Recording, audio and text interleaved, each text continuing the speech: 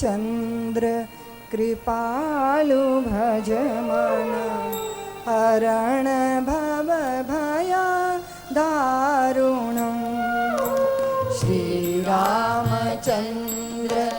कृपालु भज मन हरण भव भया दारुणम् नवकञ्जलोचन कंज मुख कर कंज पद कंजारुणम् नवकञ्जलोचन कंज मुख कर कंज पद कंजारुणम् श्रीरामचन्द्र कृपालु भज मन हरण भव भय दारुणम् राम जय जय राम राम जय जय राम राम जय जय राम राम जय जय राम कंदर्प अगणित अमित छवि नव नील नीरद सुंदरम कंदर्प अगणित अमित छवि नव नील नीरद सुंदरम पटपीत मानव कड़ित रुचि शुचि नौमि जनक सुतावरम् श्रीरामचन्द्र कृपालु भज मन हरण भव भय दारुणम् राम जय जय राम राम जय जय राम राम जय जय राम राम जय जय राम भजु दीन बंधु दीनेश दानव दैत्य वंश निकंदनम् दीनबन्धु दिनेश दानव दैत्यवंशनिकन्दनम् रघुनंद आनंद कंद कौशल चंद दशरथ नंदनम् श्रीरामचन्द्र कृपालु भज मन हरण भव भय दारुणम् राम जय जय राम राम जय जय राम राम जय जय राम राम जय जय राम सिर मुकुट कुंडल तिलक चारुदार अंग विभूषणम् सिरमुकुट कुण्डल तिलक चारु उदारु अङ्गविभूषणम् आजानु भुज सर चाप धर संग्राम जित कर दूषणम् श्रीरामचन्द्र कृपालु भज मन हरण भव भय दारुणम् राम जय जय राम राम जय जय राम राम जय जय राम राम जय जय राम इति वदति तुलसी दास शंकर शेष मुनि मन रंजनम् इति वदति तुलसी दास शंकर शेष मुनि मनरञ्जनम् मम हृदय कंज निवास कुरु कामादि खलदल गंजनम। श्रीरामचंद्र कृपालु भज मन हरण भव भय दारुण।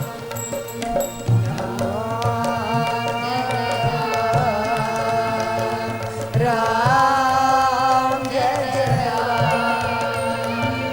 राम जय जय राम जय जय राम जय जय राम जय जय राम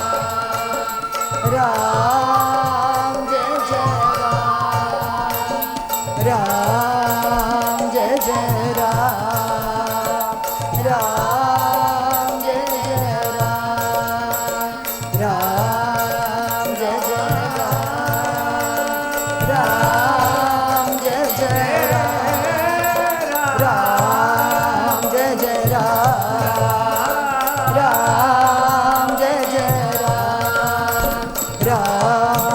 जय जय राम जय जय राम जय जय राम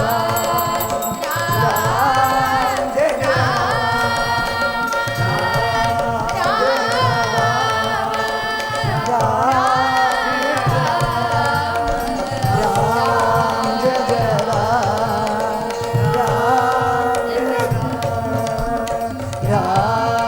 जय राम जय जय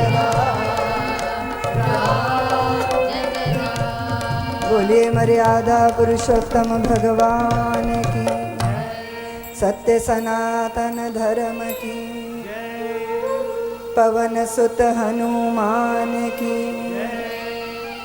बोलिए श्री गौ माता की, श्री सरयू मैया की, श्री गंगा मैया की, श्री अयोध्या धाम की, वीरव्रती लखन लाल की, संत प्रवर भरत जी महाराज की, शत्रु दमन शत्रुघ्न महाराज की।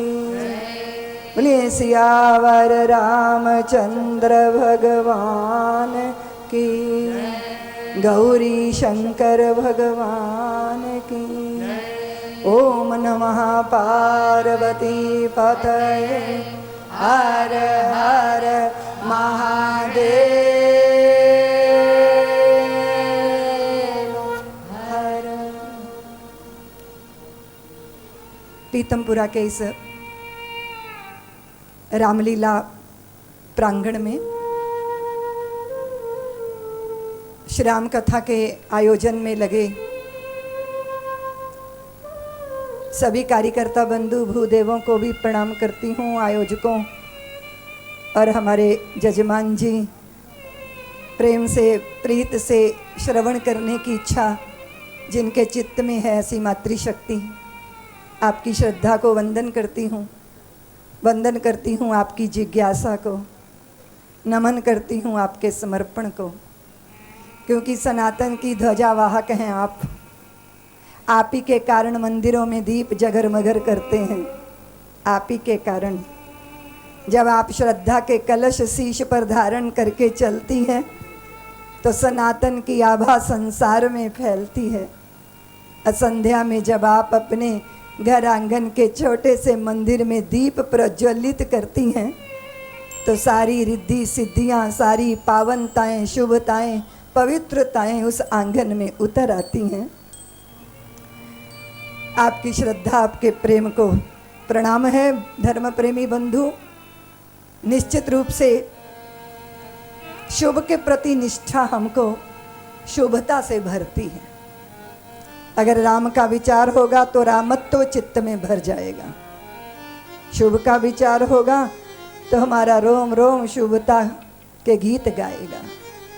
अगर मन में करुणा होगी तो सहज रूप से जड़ जंगम चींटियों और चींटों के लिए, पतंगों के लिए, कौए कुत्तों के लिए, असहज रूप से सृष्टि के कण कण के लिए हमारे मन में उनके प्रति सदय होने का मन में भाव आएगा। आपके भावों का सारा संसार है।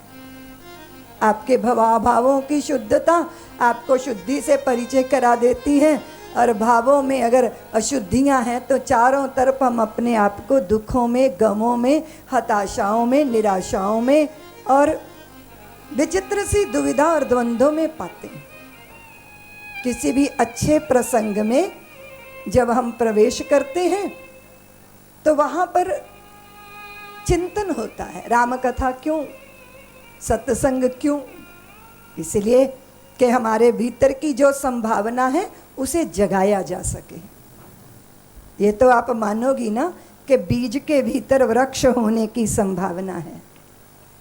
अगर आप बीज को बड़ी भारी रोशनी में भी रख दोगे तो भी वो बीज अंधेरे में ही है, क्योंकि वो खोल में लिपटा हुआ है। बीज को अगर सूरज की रोशनी में भी रख दोगी वो तब तक अंधेरे में है जब तक उसकी कठोर खोल टूट नहीं जाती। इसलिए बीज के वृक्ष को अगर प्रकट करना है तो बीज को धरती के भीतर डालना होगा। मिटा दे अपनी हस्ती को अगर कुछ मर्तबा चाहे, के दाना खाक में मिलके गुले गुलजार होता है। अगर वो मिट्टी में नहीं मिला तो उसके भीतर जो है वो कभी प्रकट नहीं होता। जैसे बीज के भीतर वृक्ष है अप्रकट, और अगर बीज अंकुरित नहीं हुआ तो बीज और पत्थर के टुकड़े में कोई फर्क नहीं होता। एक कंकड़ है और एक बीज है, दोनों बराबर है, लेकिन वो तब उसकी महिमा समझ में आएगी जब बीज अपने भीतर की संभावना को प्रकट कर लेगा।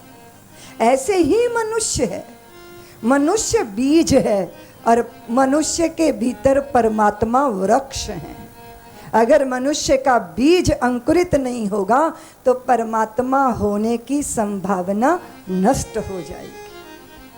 इसलिए हमारे ही भीतर की जो संभावनाएं हैं उसकी तरफ जब इशारा किया जाता है, इंगित किया जाता है, जागो, अक्सर हम भागते हैं।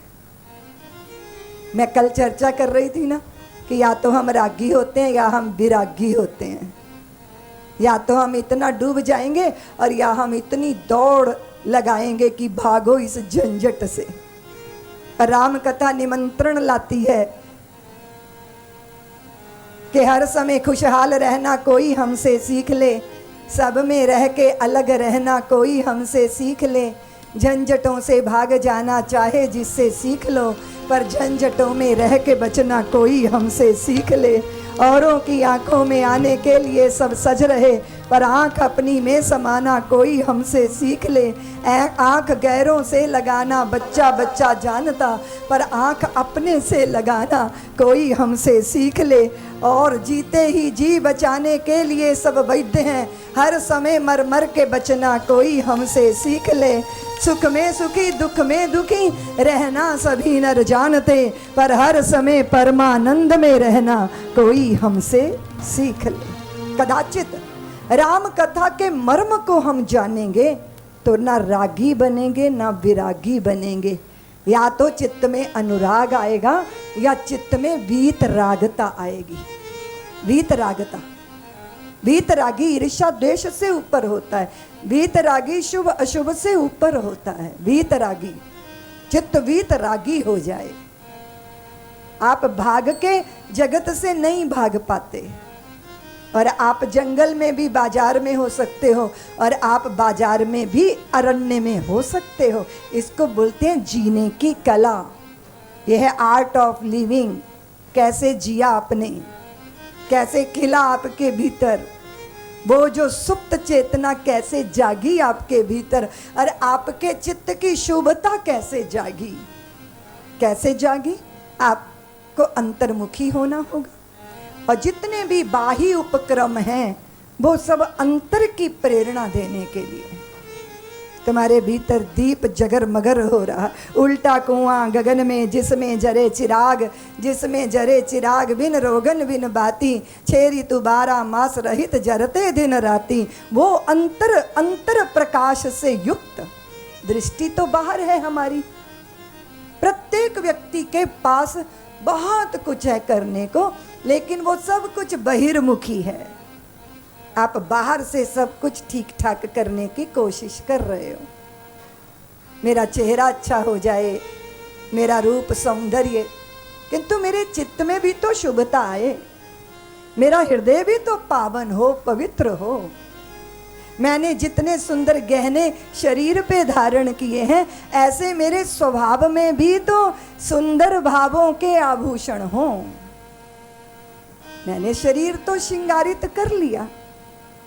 तुम सारे हीरे पन्ने और सुनार की दुकान के खरीद के लाद लो अपने ऊपर तो सुंदर लगोगी। अगर चेहरे पे बड़ी सी मुस्कान नहीं होगी तो तुम सुंदर नहीं लगोगी। बहुत सारे गहने पहन के भी मुंह तो फुला रखा है कुप्पा, इतना अंदर असंतोष है, उसके कारण ना ठहराव है जीवन में, तो सौंदर्य कहाँ? सौंदर्य तो वहाँ है जहाँ ठहराव है, जहाँ चित्त में संतोष है, जहाँ तृप्ति है, जहाँ सबको सब कुछ बांट देने का भाव है कि जीवन भर का सुवर्ण देकर भी करता मन, दे दूं कुछ और अभी, दे दूं कुछ और अभी। तन अंगीकार करो, मन स्वीकार करो, लोभ मोह छोह लेकर प्राण निर्विकार करो। प्रतिपल प्रतियाम दूं, सवेरे दूं, शाम दूं, जप तप पूजा प्रशमन देकर भी करता मन, दे दूं कुछ और अभी, दे दूं कुछ और अभी। भक्ति भाव अर्जन लो, शक्ति साध सर्जन लो, अर्पित है अंतर मन अहम का विसर्जन लो। स्वप्न ले लो, जागरण ले लो, चिर संचित श्रम साधन देकर भी करता मन, दे दूं कुछ और अभी, दे दूं कुछ और। समझना उस दिन सुंदरता आ गई जीवन में जिस दिन बटोरने का मन नहीं हो रहा, अपितु बांटने का मन हो रहा है। और मैं अक्सर कहती हूँ कि जो बटोरा जाता है वो विषाद होता है और जो बांटा जाता है वो प्रसाद होता है। उस दिन धन्य मानना अपने को जिस दिन चित्त सम्मान देने को, प्रेम देने को, नेह देने को, स्नेह देने को। इसलिए मैंने कल कहा था कि शुरुआत करो, प्रारंभ करो, और ईश्वर ने इतना देकर भेजा है, कदाचित जीवन भर भी बांटोगे ना तो कम नहीं होने वाला। शायद द्रव्य कम हो जाए, शायद पदार्थ कम हो जाए, लेकिन आपके चित्त में जो प्रीत का अगार सागर लहलहा रहा है, उसे तो जितना बांटते हो उतना ही बढ़ता है।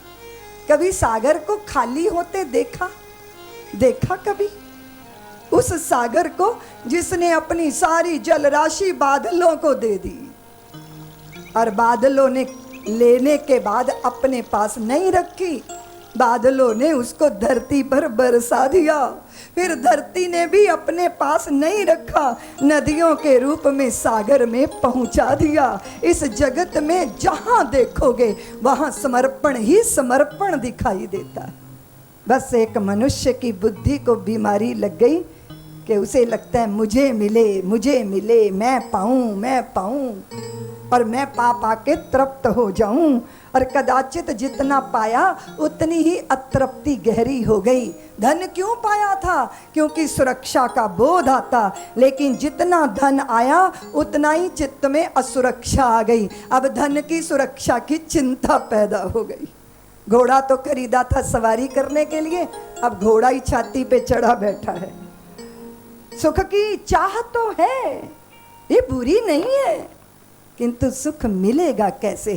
वो रास्ता कौन सा है, वो मार्ग कौन सा है?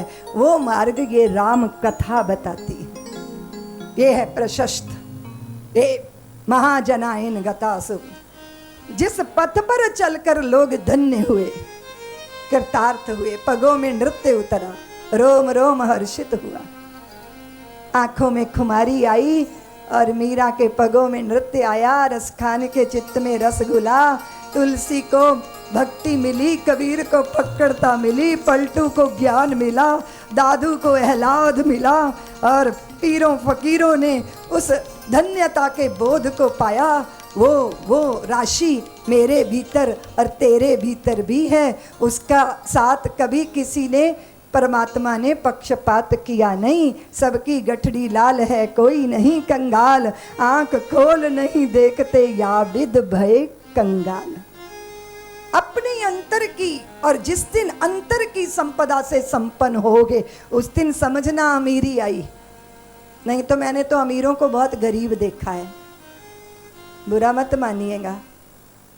बहुत बार जब तुम्हारे ड्राइंग रूम बहुत सजे होते हैं ना, कांच के वो पारदर्शी वस्तुएं, और पड़ोसन अपना बच्चा लेके आ जाती है ना, तो तुम्हें ज़्यादा ही चिंता लगी रहती है कि अब ये गड़बड़ ना कर दे, मेरी वस्तुओं को, मेरे पदार्थों को अस्त व्यस्त ना कर दे, कुछ टूट ना जाए, कुछ गड़बड़ ना हो जाए। खुले मन से स्वागत ही नहीं करती, डरती रहती हूँ। और जब कुछ भी नहीं था तब बिंदास स्वागत करती थी, डर ही नहीं था कुछ बिगड़ने का। बच्चा चाहे सिर पे कूदे, चाहे गोद में कूदे, चाहे सोफे पे कूदे।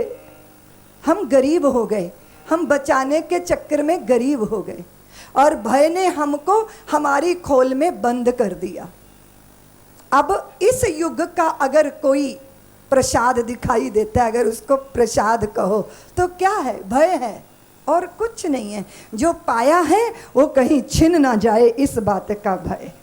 इस युग का सबसे बड़ा सत्य ये है कि यहाँ बड़े से बड़ा भयभीत है। और अगर आप कहोगे कि जो पदों पे बैठे हैं वो तो निर्भय होंगे, उनको सबसे ज़्यादा डर है कि हमारी कुर्सी कहीं नरेंद्र मोदी ना छीन ले। हमने जो पाया है उसको हम बचाना चाहते हैं। कदाचित परिवर्तनशील जगत में कभी कुछ बचता ही नहीं है। इस जगत का सच ये है कि जो मिला है वो हमेशा पास रह सकता नहीं, कब बिछुड़ जाए ये कोई राज कह सकता नहीं। इस जीवन का सच ये है। इसलिए उस सच को जब हम स्वीकार कर लेते हैं कि आज मेरे पास है, कल किसी और के पास होगा।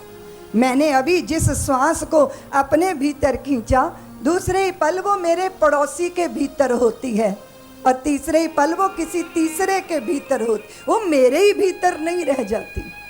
उस पे सबका हक है और वो हमेशा नहीं रहती।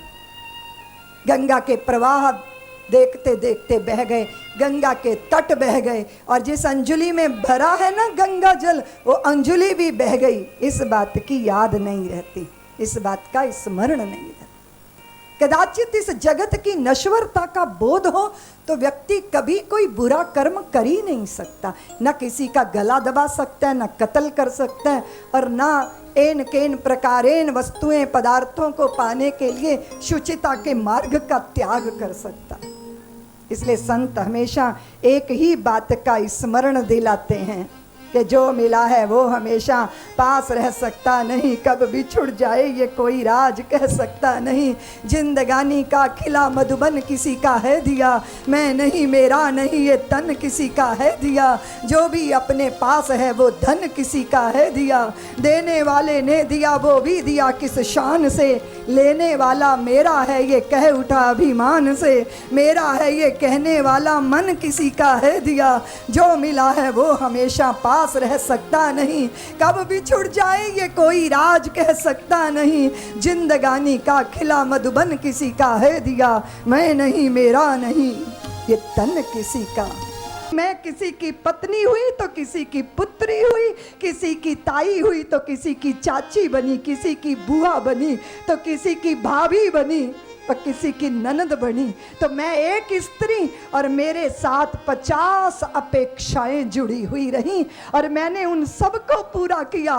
तब मैं तृप्त हुई और आनंद में मग्न होके मैंने कहा कि मैंने अपने सारे कर्तव्य आनंद मग्न होके पूरे कर लिए। मैं सफल काम हो गई, मैं धन्य हो गई, मैं कृतार्थ हो गई, क्योंकि मैंने माँ होने का फर्ज पूरा कर दिया, पत्नी होने का फर्ज पूरा कर। ये स्वरूप है भारत की देवियों, यही है हमारी सच्चाई। यही इस सच्चाई को छोड़ के चलो तुमको कानून ने कहा है कि तुम जल्दी अपने दुष्ट पति से मुक्ति पा सकती हो, और कदाचित कभी भारत की देवियां तलाक लेके भी सुखी हुई हों, मैंने ऐसा देखा नहीं है। क्योंकि संसार में लोग हैं जो रिश्तों को कपड़ों की तरह बदलते हैं, हम तो रिश्तों को जन्मों जन्मों तक जीते हैं। हाँ, देवियां कभी दुखी हो जाती हैं तो जरूर कहती हैं कि दीदी माँ अब भगवान से कहेंगे अगली बार हमें स्त्री मत बनाना,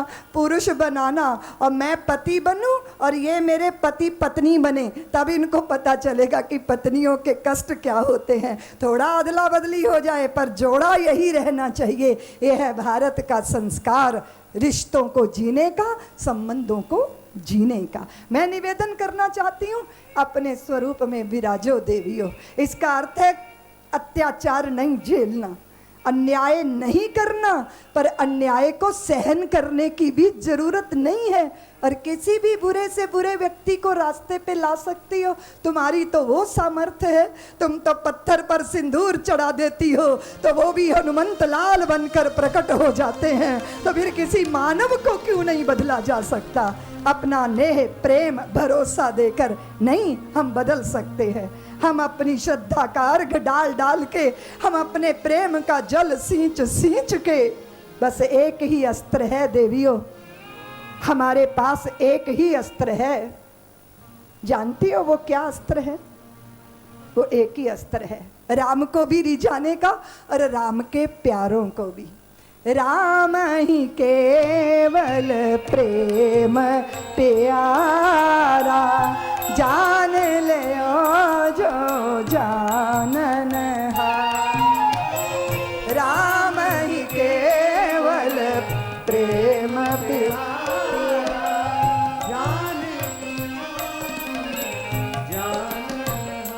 प्रेम परिचय को पहचान बना देता है।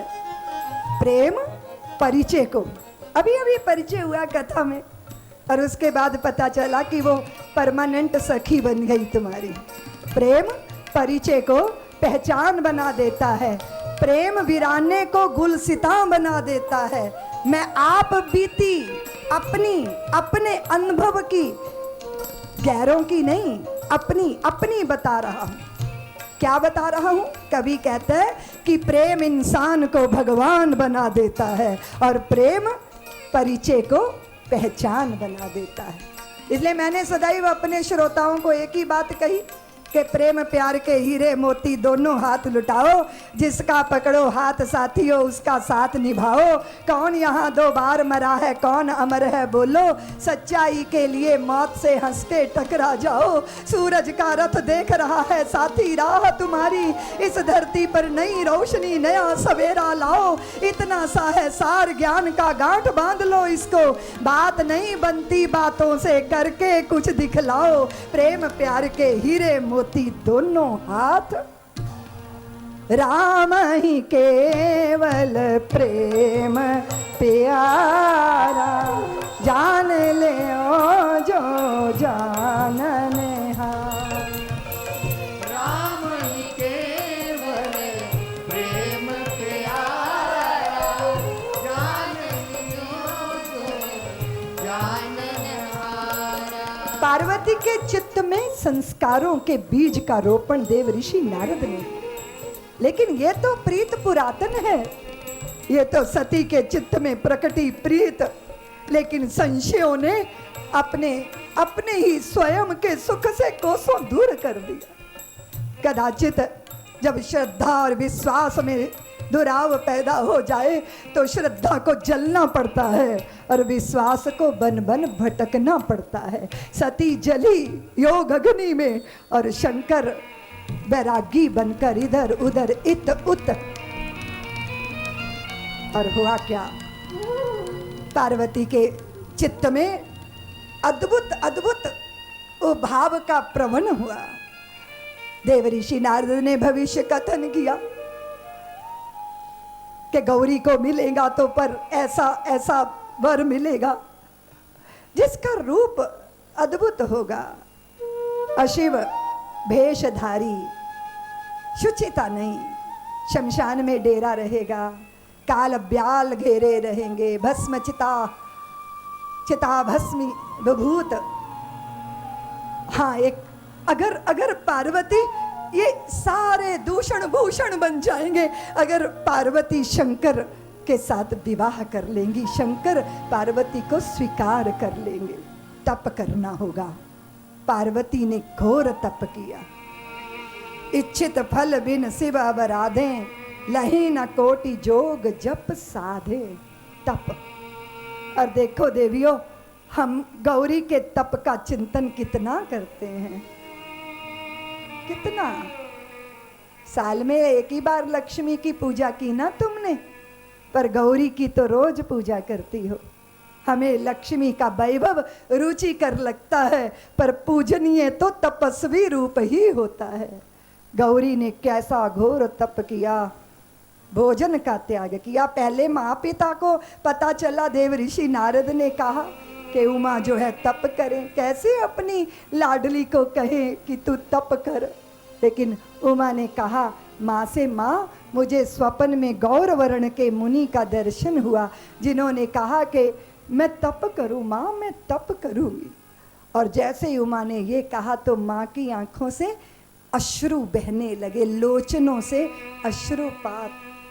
उमई बिलोक नयन भरे बारी, सहित स्नेह गोद बैठारी। प्रीत से भर के माँ ने गोद में बैठा लिया। तप के लिए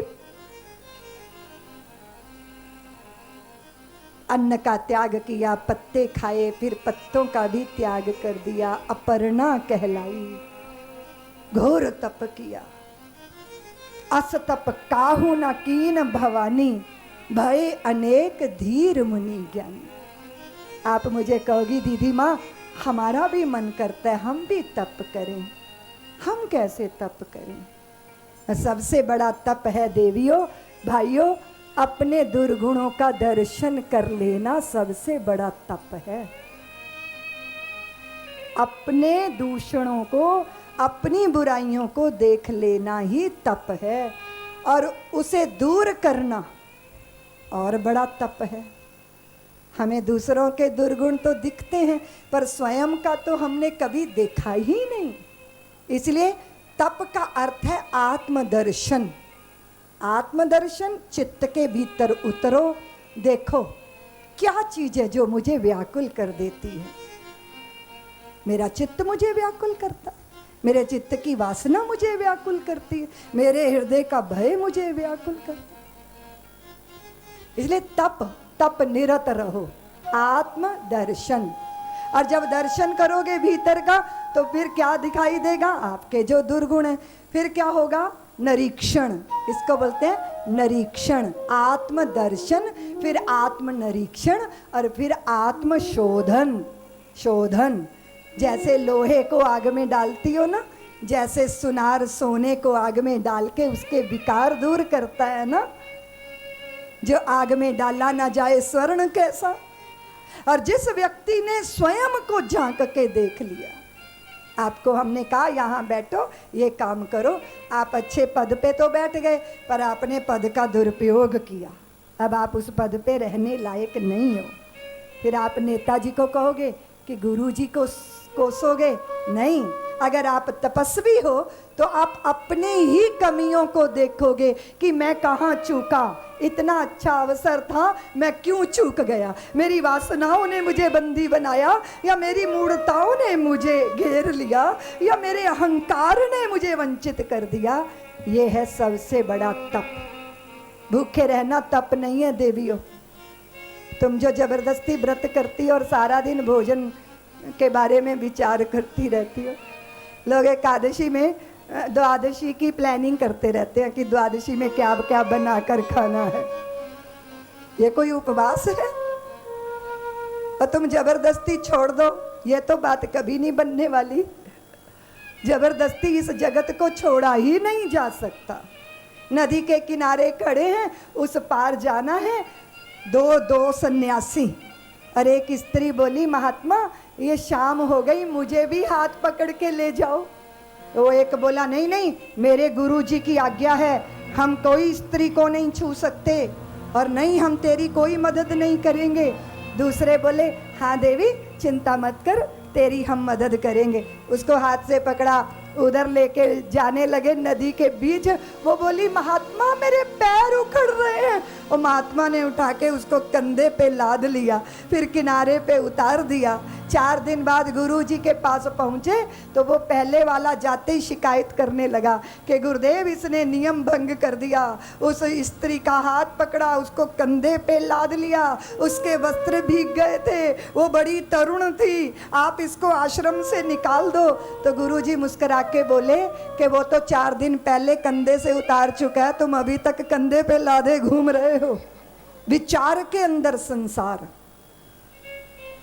मेरी माँ पहले एक कथा सुनाती थी कि वो बाबा जी रहते थे, उधर वैश्या रहती थी, वो नाचती गाती थी, बाबा जी भजन कीर्तन करते थे। फिर दोनों की मृत्यु हो गई, वैश्या को विमान लेने आ गया और बाबा जी को जंजीरों से पकड़ के खींचा गया। हम कहते माँ ये दुनिया में तो इतना अत्याचार पक्षपात चलता है, भगवान के घर में भी अंधेर गर्दी है कि वो वैश्या के लिए विमान आ गया और बाबा जी को जंजीरों से पकड़ के खींचा गया। तो माँ ने कहा कि वो नाचती गाती थी, लेकिन मन में सोचती थी कि मैं अच्छी स्त्री होती तो महात्मा के सत्संग में जाके भजन कीर्तन करती। मैं कामी पुरुषों को रिझाती रहती हूँ, कदाचित मैं ठाकुर के सामने नृत्य करके उनको रिझाती। वो सारा समय ये चिंतन करती थी, पर देह से नाचती गाती रहती थी। और वो बाबा जी सोचते थे कि मैंने भगवा पहनने में थोड़ी जल्दी कर दी, एक आधा चक्कर उधर भी लगा के आते तो देखते कि क्या रास रंग बरस रहा है। देह से कुछ और हो रहा था, पर मन कहीं और। चित्त का संसार ही बंधन का कारण है। महत्वपूर्ण ये नहीं है कि आपने आज रोटी नहीं खाई, महत्वपूर्ण ये है कि आज आपको भोजन की याद ही नहीं आई। महत्वपूर्ण ये है, उपवास का अर्थ है नजदीक होना, अपने प्रियतम अपने प्यारे के नज़दीक होना। और जब आप प्यारे के नज़दीक होते हो तो ना भूख लगती है ना प्यास लगती है, तो भोजन छोड़ते थोड़ी हो, भोजन छूट जाता है, पानी छूट जाता है। इसलिए जगत स्वयं छूटे। आप कहोगे कैसे छूटेगा दीदी माँ? जैसे सर्प केंचुल छोड़ देता है ऐसे छूटेगा, जैसे पका नारियल खोपड़ा छोड़ देता है ऐसे छूटेगा, जैसे पका फल पेड़ की डाल छोड़ देता है ऐसे छूटे। इसलिए परिपक्व मन जगत से अपने आप मुक्त हो जाता है। चले उस तप का दर्शन कर ले, और वो बहुत अद्भुत तप है। और यहाँ बाबा इस कथा को दिशा देते हैं। उमा चरित सुंदर मैं गावा, सुनहि शंभु कर चरित सुहाव। मैंने अभी उमा का चरित्र सुनाया, चलो मैं आपको शंकर का चरित्र सुनाती हूँ। और जब से सती ने देह को त्याग किया तब से शंकर भगवान जो है वो वैरागी भाव से यत्र तत्र विचित्र भाव दशा में भ्रमण कर रहे हैं। और एक बार वे बैठे थे और उनके सामने ही भगवान श्री हरि प्रकट हो गए हैं, और उन्होंने भगवान से, शंकर भगवान से कहा कि मैं आज आपसे कुछ मांगने नहीं आया, आपसे कुछ निवेदन करने आया हूँ। प्रगटे राम कृतज्ञ कृपाला, रूपशील निधि तेज विशाला। प्रगटे राम कृतज्ञ कृपाला, रूपशील निधि तेज विशाला।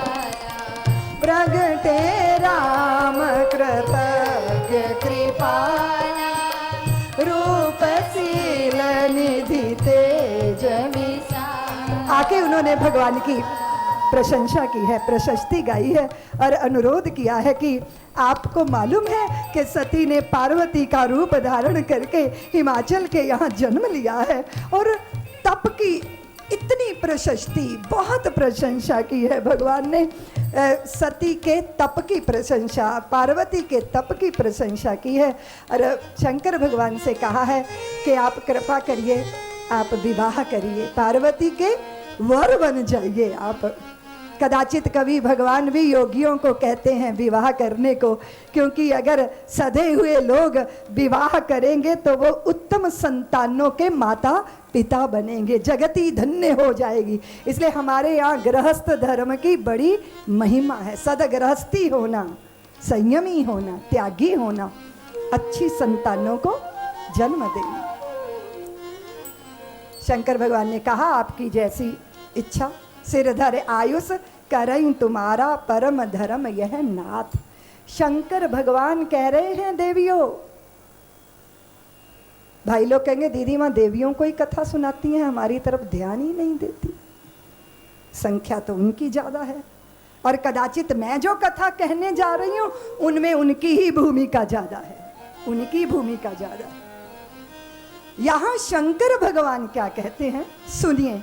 मात पिता गुरु प्रभु के वाणी, विनहि विचार करें शुभ जानी।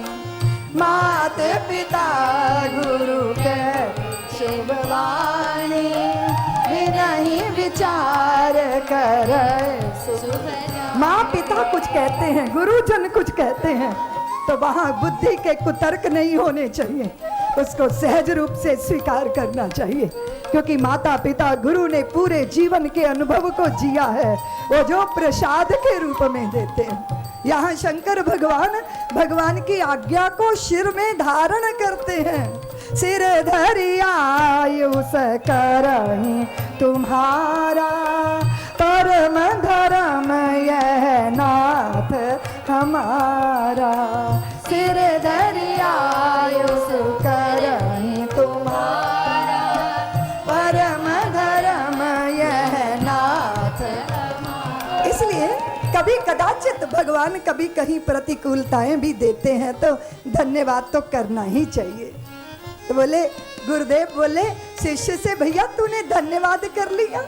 बोले गुरुदेव 4 दिन हो गए भीख मांगने जाता हूँ, रोटी नहीं मिली और आप कहे जा रहे हो कि मैं धन्यवाद दे दूं।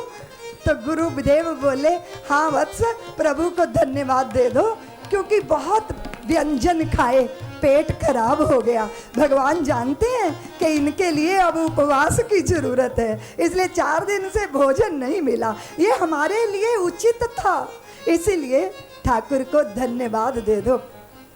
अनुकूलता में नहीं, प्रतिकूलता में भी, मिलने में नहीं, बिछुड़ने भी उनकी कृपा है। थोड़ी कठोर है पर है ये कृपा ही। क्यों जी, कृपा है ना। ये झोंपड़ी में बैठ के देखा कि अरे ये क्या हुआ, क्या हुआ? बोले गुरुदेव क्या हुआ, देख नहीं रहे, आधी छत टूट गई झोंपड़े की। बहुत दिनों तक घूम घूम के आए थे, तो ये बोले कि धन्यवाद दे दो बेटा। धन्यवाद क्या दे दूं, आधी झोंपड़े की छत टूट गई।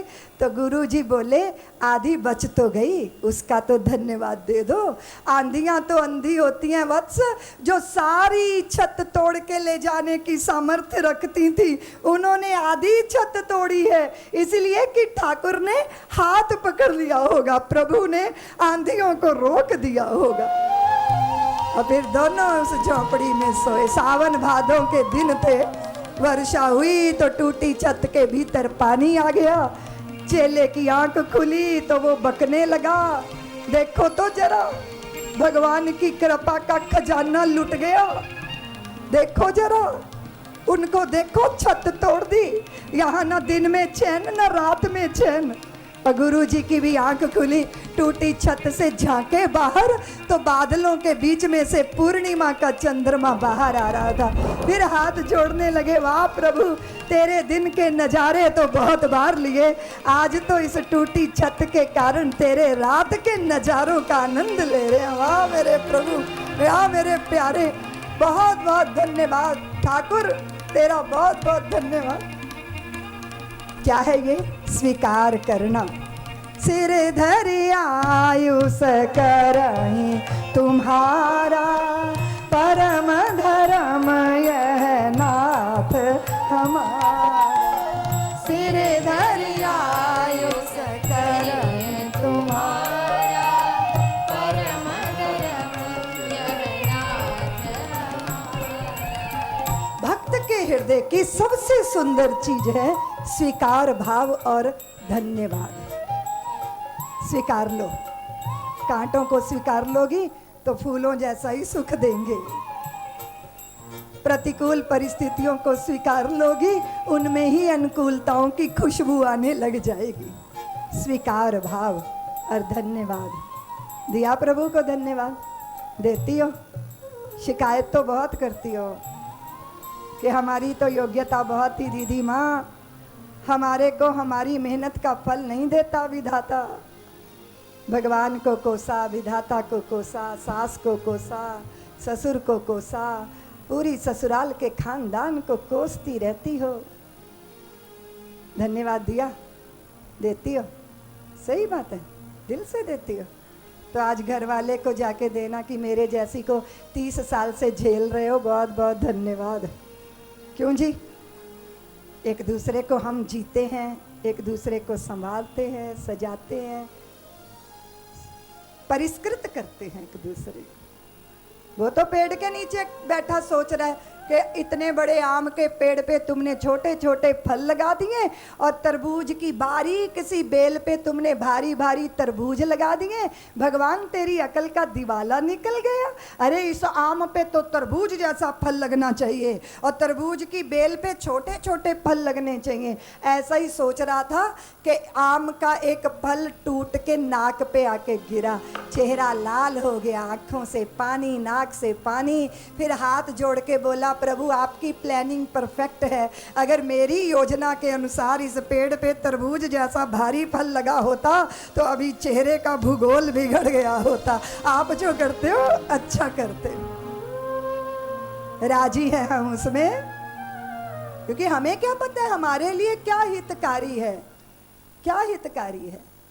हमारे लिए गृहस्थ हितकारी है। भगवान ने कहा आप विवाह कर लीजिए। बाबा जी तैयार हो गए और यहाँ सती की परीक्षा, पार्वती की परीक्षा के लिए सप्त ऋषियों को शंकर भगवान ने भेजा। और एक बात याद रखना, परीक्षा उन्हीं की होती है जो भक्त होते हैं।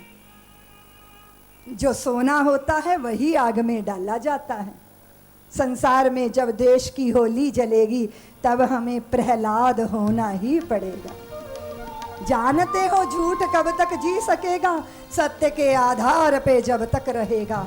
सत्य पर आघात करने अब चला है, सोचिए तो अब कहाँ इसका भला है। अन्याय की सीमा अभी पूरी हुई है, अब उन्हें अभिमान खोना ही पड़ेगा। संसार में जब देश की होली जलेगी तब हमें प्रहलाद होना ही पड़ेगा। जो आग में डाला ना जाए स्वर्ण कैसा, जो मरते दम तक दान ना दे कर्ण कैसा। काट कर घिस कर ना देखोगे कहोगे स्वर्ण ही है, वक्त पर बिन कसे मान लोगे कर्ण ही है।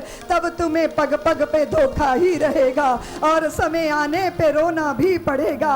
रात दिन लड़ते सदा लड़ते रहेंगे, सज्जन के पीछे दुष्ट पड़ते रहेंगे। कोई रात को अच्छा कोई दिन को कहेंगे, देख तोले कौन किससे क्या कहेंगे। तू जान परमानंद अपना रूप है, तब शूल को भी फूल होना ही पड़ेगा। संसार में जब देश की होली जलेगी तब हमें प्रहलाद होना ही पड़ेगा। परीक्षा भक्तों की होती है। भक्तों के सिर पे गर्म रेत डाली जाती है, उन्हीं को तत्ती तवियों पे बैठना होता है। उन्हीं की संतानों को सरहंद की दीवारों में चिना जाता है, उन्हीं के हाथों में जहर के प्याले थमाए जाते हैं। उनकी परीक्षा, यहाँ सप्त ऋषियों ने परीक्षा ली है और कहा है देवी किसके लिए इतना घोर तप कर रही हो, क्यों कर रही हो। जब वो पूछने लगे सप्त ऋषि तो पार्वती ने कहा कि ऋषियों मैं बिना पंखों के उड़ना चाहती हूँ। मुझे पंख नहीं है पर मैं बिना पंखों के, क्योंकि मैंने अपने गुरुदेव की वाणी को अपने हृदय में धारण किया। नारद कहा सत्य सोई जाना, बिन पंखन हम चाहें उड़ाना। मैं शंकर शिव को आराधना उनकी होना चाहती हूँ, वर के रूप में। मुनियों ने कहा तू अविवेकी है पार्वती, तुम्हें पता भी है शिव का कैसा भेष है, तुम्हें मालूम भी है उसके पास भुवन भवन नहीं है, वाहन नहीं है। और नारद, उन्होंने कैसी सीख दे दी तुम्हें? और उनका तो काम ही है भिखारी बनाना। तुम हिमाचल की पुत्री हो, राजभवनों के सुख में रहने वाली, वो कहां अरण्य में तुम डेरा लगाओगी? शमशान घाट में? तुम जानती भी हो सारे अवगुण हैं महादेव में, विवाह करना है तो गुणी विष्णु से विवाह करो। पार्वती ने कान बंद कर लिए। गुरु के वचन प्रतीति न जेहि, सपने सुगम ना सुख सिद्धि पे। मैंने निष्ठा के साथ जिनकी आराधना की है और जिनको चाहा है, आप स्मरण रखिएगा कि महादेव अवगुण भवन, विष्णु सकल गुण धाम, जेहि कर मन रम जाहे सन तेहि सन काम। चाहे देव महादेव अवगुणों की खान हो और चाहे विष्णु सद्गुणों का भवन हो, लेकिन मैं तो बस एक ही लगन है मेरी। क्या बोलते हैं देवियों इसको? लागी लगन। हाँ, मीरा हो गई मगन। ऐसे ही पार्वती जन्म जन्म जन्म कोटि लग रगर हमारी, बरऊं शंभु नत रहूं कुंवारी। या तो शिव और या तो फिर मेरे जीवन में कोई दूसरा नहीं आ सकता। और मुनियों ने जब देखा तो वो प्रभावित हुए और उन्होंने जाके शंकर भगवान को जो है समाचार दिया है। और इधर भगवान की समाधि में स्थित कामदेव ने बहुत करामात दिखाई हैं।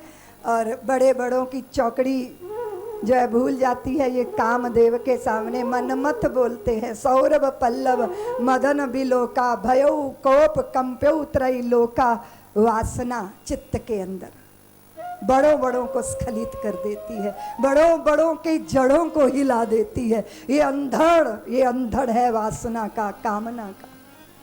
बाबा ने बहुत इस पर लिखा है कि भय काम बस जोगी स तापस पावरन की कौन कहे। बड़े बड़े योगी सिद्ध गुरु कहलाने वाले चक्कर में पड़ जाते हैं, साधारण व्यक्ति को तो क्या बात की जाए। वो पापी जो है उनका क्या, उनकी क्या विसात है, उनकी क्या विसात है। कदाचित इस काम को मारने के लिए तीसरे नेत्र की जरूरत है। तब शिव तीसर नयन उघारा, चितवत काम भयो जरी छारा। तीसरा नेत्र ज्ञान का नेत्र। इसलिए आपके चित्त की वासना को, राग को, विराग को, इससे ऊपर उठना है, उसके लिए वीतरागता चाहिए। आपके मन में शुभ आया कि अशुभ आया, आप मात्र उसके साक्षी हो। आप समझ रहे हो मेरी बात? प्रकाश के नीचे चोर ने चोरी की कि भक्त ने भजन किया, प्रकाश दोनों को प्रकाशित कर रहा है। मेरा मन रागी बना, मेरा मन कामी बना, मेरा मन वैरागी बना, मेरा मन शुभ में भूगा, मेरा मन अशुभ में भीगा। मैं साक्षी हूँ, मैं दृष्टा हूँ, मैं प्रकाशक हूँ। ये है ज्ञान, ये है तीसरा नेत्र। न पुण्यम न पापम न सुखम न दुखम, न मंत्रम न तीर्थम न वेदा न यज्ञ, अहम भोजनैव भोज्यम न भोक्ता, चिदानंद रूपा शिवोहम शिवोहम। न मे देश राग न मे लोभ मोह, मदो नैव मे नैव मात्सर्य भावा, न धर्मो न चार्थो न यज्ञ न समो न मोक्षः चिदानंद रूपः शिवोऽहं शिवोऽहं। न मे मृत्यु शंका न मे जाति भेदा पिता नैव मे नैव माता न जन्म न शत्रु न मित्र गुरु नैव शिष्यः चिदानंद रूपः शिवोऽहं शिवो। अहं निर्विकल्पो निराकार रूपो विभुर्व्याप्य सर्वत्र सर्वेन्द्रियाणि सदा मे समत्व न बंध न मोक्षः चिदानंद रूपः शिवोऽहं शिवो। मेरे चित्त बनता है भक्त, मेरा मन बनता है कामी क्रोधी लोभी। मैं मात्र प्रकाशक, मैं चैतन्य, मैं दृष्टा, मैं साक्षी, जन्म और मृत्यु का साक्षी, सुख और दुख का साक्षी, पाप और पुण्य का साक्षी, मैं मात्र दृष्टा। यह है वो तीसरा नेत्र जो भगवान ने खोला था। यह है वो ज्ञान का नेत्र, यह है वो विवेक का नेत्र। और प्रत्येक व्यक्ति को त्रिनेत्र बनना होगा। राग देश से ऊपर उठकर, राग विराग से ऊपर उठकर बीत रागता चाहिए। इसलिए मन की उछल कूद तब शांत हो जाती है जब आप मात्र मन के दृष्टा बनते हो। और जब आप मन से लड़ते हो तो मन और आपके ऊपर हावी हो जाता है। हमारे वृंदावन में एक काले रंग का चींटा होता है, उसको जिधर से रोको वो उधर ही जाता है। ये मन भी ऐसा ही चींटा है, जिधर से रोकोगे उधर ही जाएगा। इसलिए मन से लड़ना नहीं है। लड़ोगे मन से फिर जीत लोगे मन से। एक कुत्ते ने ये निश्चय किया कि मैं रोज 10 किलोमीटर चलूंगा, फलाने गांव में 10 दिन में पहुंच जाऊंगा। अपने गांव से निकला, पहले ही गांव में पहुंचा तो उसी के जाति बिरादरी वाले बाकी उसके पीछे लग गए। ऐसा भौंका, इसकी तो सिट्टी पिट्टी गुम हो गई और ये तेजी से भागा दूसरे गांव। वहां पहुंचा तो वहां के कुत्ते इसके पीछे लग गए। ये भागा तीसरे गांव। जो यात्रा 10 दिन में करनी थी ना, वो 2 ही दिन में पूरी हो गई। और अगर पहले ही गांव में अपनी जात बिरादरी वालों से लड़ने लग जाता तो क्या होता? क्या होता जी? घायल होके उसी गांव में पड़ा रहता। अब उनसे लड़ना थोड़ी है, उनसे लड़के जीतोगे नहीं। आगे बढ़ो, दृष्टा बनो, मन की उछल कूद को देखो। और मन को जब दर्शन करोगे मन का तो मन शांत हो जाए। इसलिए देव दर्शन, संत दर्शन और साथ में चाहिए मन का दर्शन। और अगर मन के कहने पर चलोगे तब तो फिर मन काला बाजार में पहुंचाएगा। तब तो मन वो कराएगा कि फिर उसके बाद उसकी बात क्या कहूँ, आप अच्छी तरह जानते हो। चलो जरा मन को फटकार लेते हैं। मनड़ा थारे मते चलूं तो, मनड़ा थारे मते चलूं तो, सीधो नरक ले जाए रे मन भरा। हाने काई विधि समझाऊं, काई विधि समझाऊं। मनड़ा थारे मते चलूं तो, मनड़ा थारे मते चलूं तो, सीधो नरक ले जावे रे मन भरा।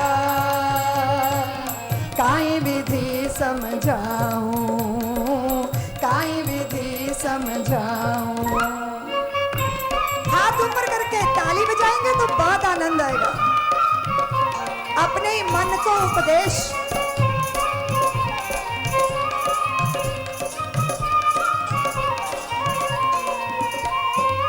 सोना होए सुहाग मंगाऊं, बंक नाल रस लाऊं।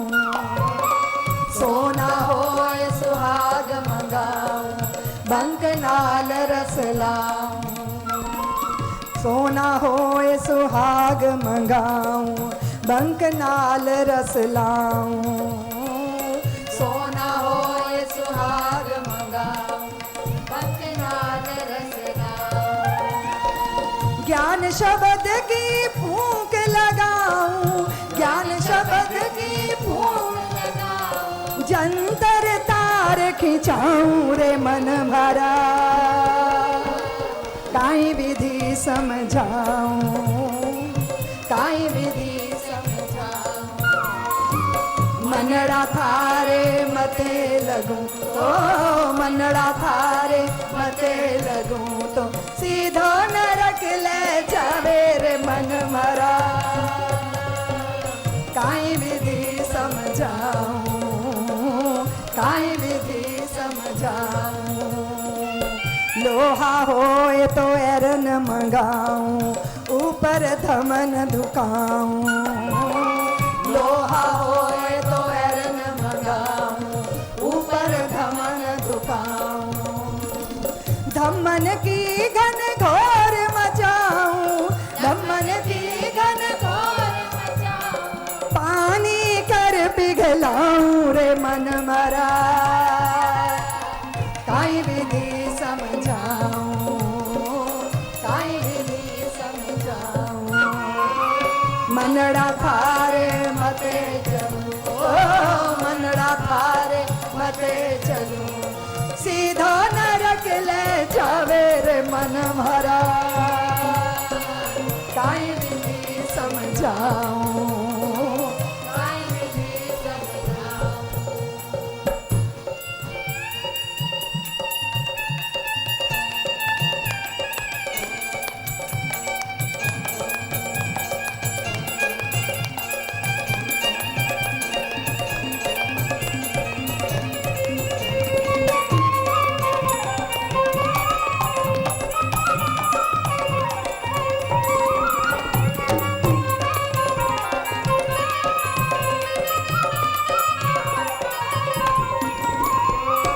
घोड़ा होए लगाम लगाऊं ऊपर जीन कसाऊं घोड़ा होए लगाम लगाऊं ऊपर जीन होए सवार तेरे पर बैठूं होए सवार तेरे पर बैठूं चाबुक दे चलाऊं रे मन भरा काई विधि समझाऊं काई विधि समझाऊं मनड़ा थारे मते चलूं तो मनड़ा थारे मते चलूं तो सीधो नरक ले जावे रे मन भरा काई विधि समझाऊं काई विधि समझाऊं हाथी होए जंजीर घड़ाऊं चारों पांव बंधाऊं हाथी होए जंजीर घड़ाऊं चारों पांव बंधाऊं मावत होए तेरे पर बैठूं मावत होए तेरे पर बैठूं अंकुश दे चलाऊं रे मन भरा काई विधि समझाऊं काई विधि समझाऊं मनड़ा थारे मते चलूं तो मनड़ा थारे मते चलूं तो सीधो नरक ले जावे रे मन भरा काई विधि समझाऊं थाने काई विधि समझाऊं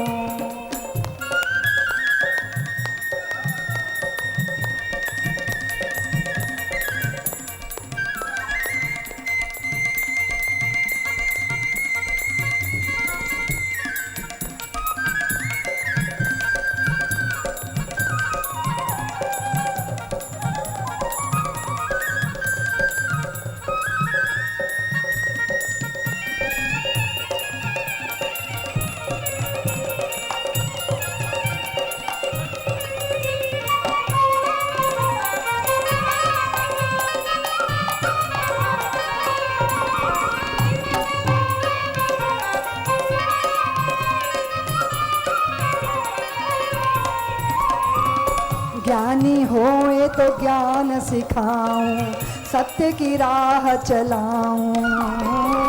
ज्ञानी होए तो ज्ञान सिखाऊं, सत्य की राह चलाओ। ज्ञानी होए तो ज्ञान सिखाऊं, सत्य की राह चलाऊं। ज्ञानी होए तो ज्ञान सिखाऊं। सत्य की राह चलाओ। कहत कबीर सुनो भाई साधो, कहत कबीर सुनो, कहत कबीर सुनो भाई समझो, कहत कबीर अमरापुर ले जाऊं रे मन भरा, काई विधि समझाऊं, काई विधि समझाऊं। मनड़ा थारे मते चलूं तो, मनड़ा थारे मते चलूं तो, सीधो नरक ले जावे रे मन भरा,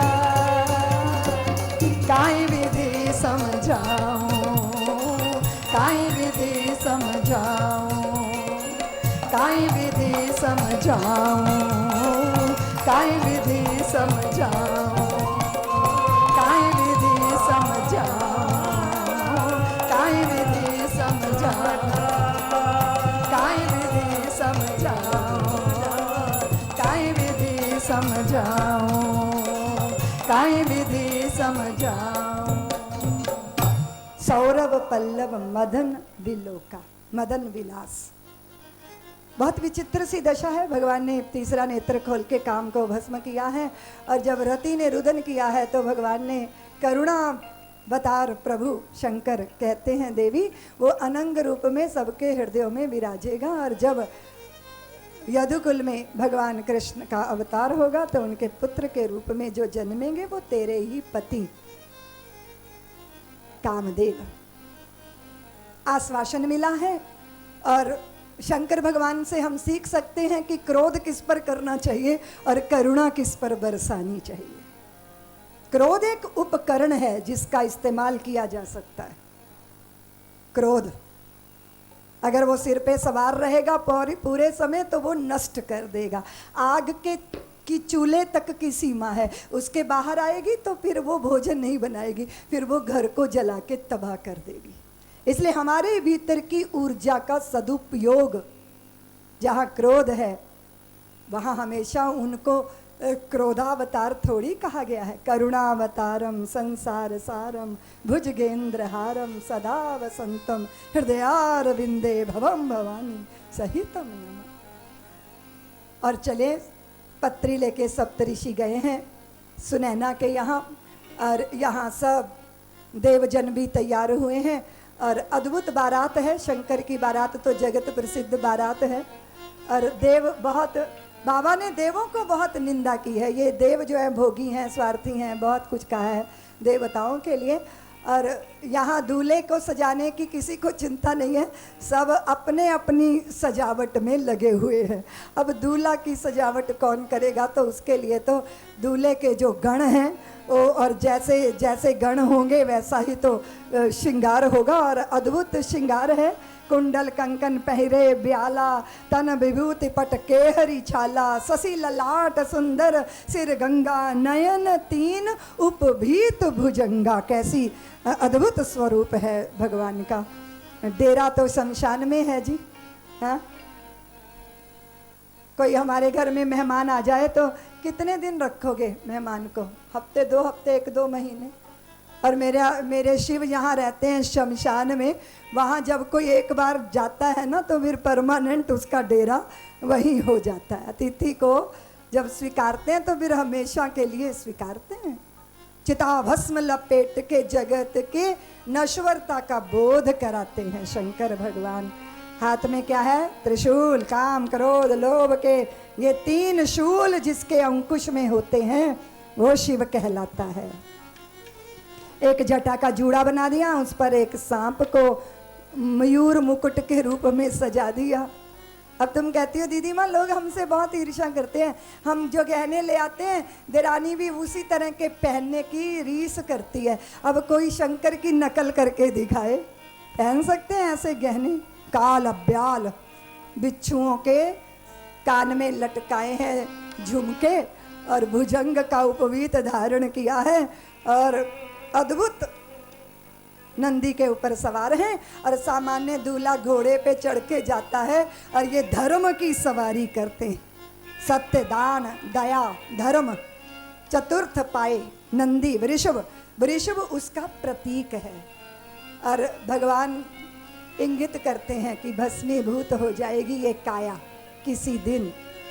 परमानेंट यहाँ कुछ भी नहीं मिला, मिला है क्या?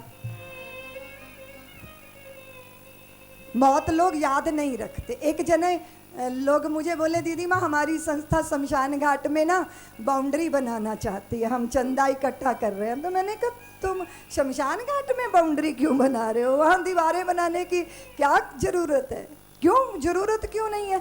मैंने कहा जो बाहर है वो अपने आप भीतर कभी जाएंगे नहीं, और जो भीतर पहुंच गए हैं वो बाहर निकलने का अब कोई चांस ही नहीं है, बाउंड्री बनाने की क्या जरूरत है। लेकिन एक बात सच है कि इस शरीर को भस्मीभूत होना है, ये सच है इस शरीर का। पानी केरी बुदबुदा असमानस की जात। हम लोग पंजाब में एक गीत गाते थे कि ना धुप रहनी ना छां बंदिया, ना प्यो रहना ना मां बंदिया, हर शै ने एक दिन मुक जाना, बस रहना रब दा ना बंदिया। अज मिट्टी पैरां थल्ले है कल मिट्टी हेठा तू होना, जद पता है सबने तुर जाना फिर कादे लई रोना धोना, उड़ीक दियां कबरां बंदिया, हर शै ने आखिर मुक जाना, एक रहना रब दा ना बंदिया। और ये जो दावे वादे हैं ना, मैं दुनिया बदल दूंगा, जब जवानी चढ़ी होती है ना कहता है मैं दुनिया बदल दूंगा, और जब 50 साल का होता है तो कहता है मैं घर वालों को ही बदल लूँ इतना ही बहुत है, और जब 60-70 का होता है फिर कहता है घर वालों पे भी नहीं चली, मैं अपने आप को ही बदल लूँ इतना ही बहुत है। और फिर पता चलता है जब तक चिता पे चढ़ने की तैयारी होती है तो पता चलता है कि हम स्वयं के भीतर भी कोई परिवर्तन कर नहीं पाए। लोग कहते हैं जिंदगी जिंदगी क्या है, जिंदगी हाथ से सरकती है जिंदगी, हर पल मृत्यु का ग्रास बनती है जिंदगी, माटी कहे कुम्हार से तू क्या रूंदे मोहे, एक दिन ऐसा होएगा मैं रूंधूंगी तोए। पानी केरा केरी बुध उदास मानस की जात, देखत ही छिप जाएगा जूं तारा। सुबह का तारा ना अभी दिखा और अभी तिरोहित हो गया, ऐसी है ये जिंदगी, ये है जिंदगी का सच। स्वीकार नहीं करते हम, दूसरों को विदा करते रहते हैं, अपनी बारी भी आएगी ये याद ही नहीं रहता।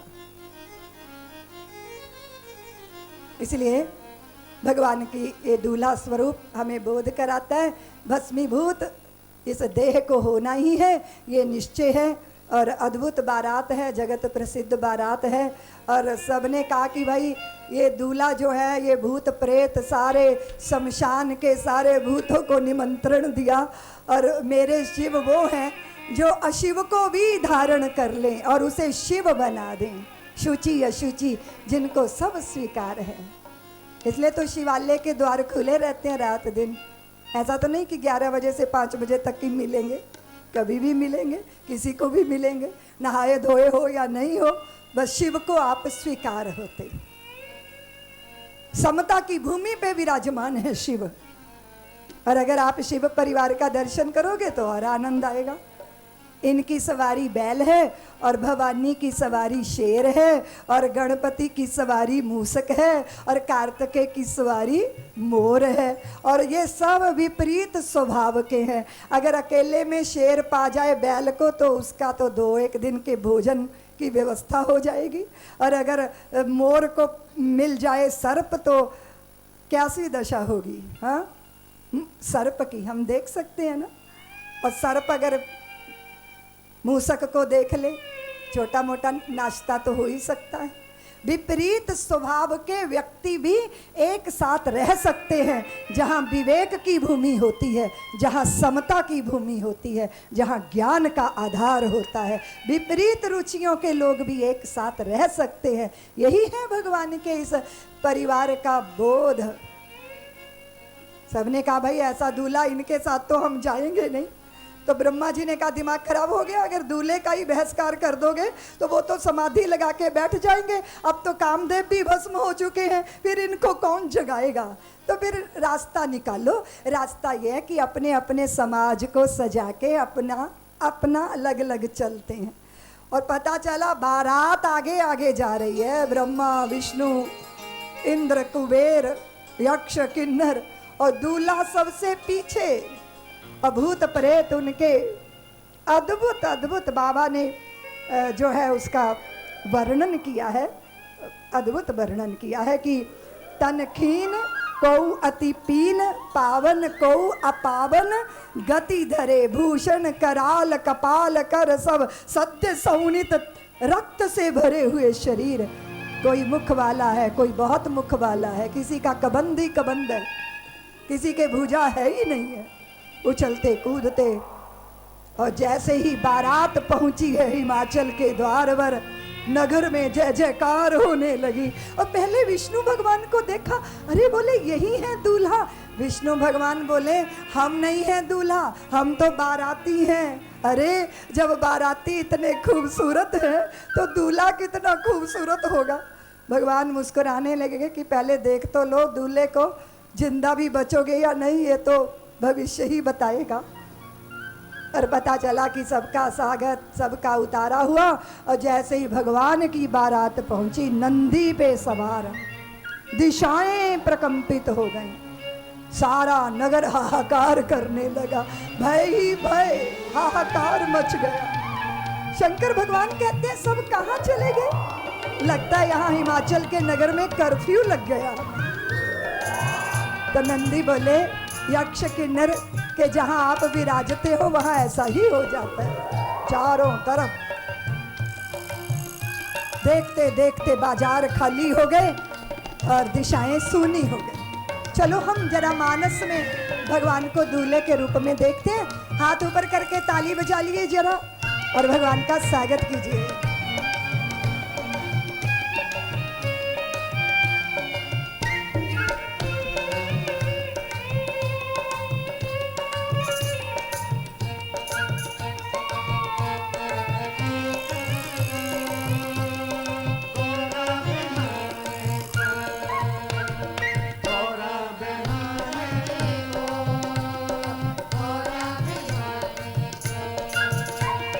नंदी पे सवार चले,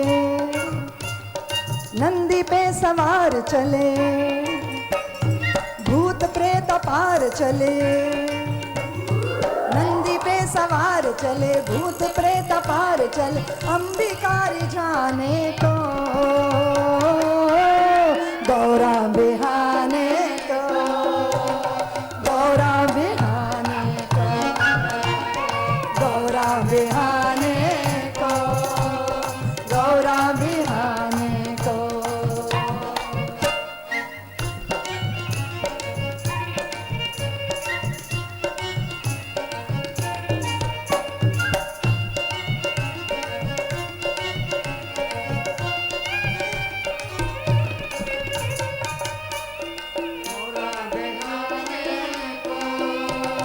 गौरा बिहाने को, गौरा बिहाने को, गौरा बिहाने को। शिव ने कैसा श्रृंगार सजाया, देव दानव सभी को डराया। शिव ने कैसा श्रृंगार सजाया, देव दानव सभी को डराया। अंग बभूति रमाए, सर्प जटा में समाये, अंग बभूति सर्वजटा में समाये। कृति मृग छाल सोहे, गले मुंड माल मोहे, कटी मृग छाल। सोए गले मुंड माला। सांप की है जनेऊ बनाई, सांप की है जनेऊ बनाई। शीश में देखो गंगा समाई, शीश में में देखो गंगा समाई।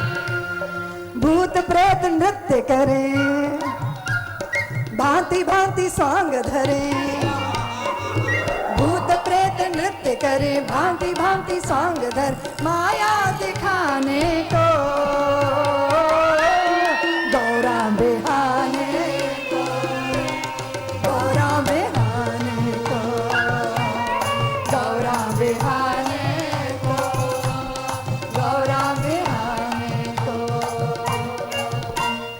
नंदी पे सवार चले, भूत प्रेत पार चले। नंदी पे सवार चले, भूत प्रेत पार, अंबिकारी जाने को गौरा बिहाने, गौरा बिहाने। बोले उमापति महादेव की।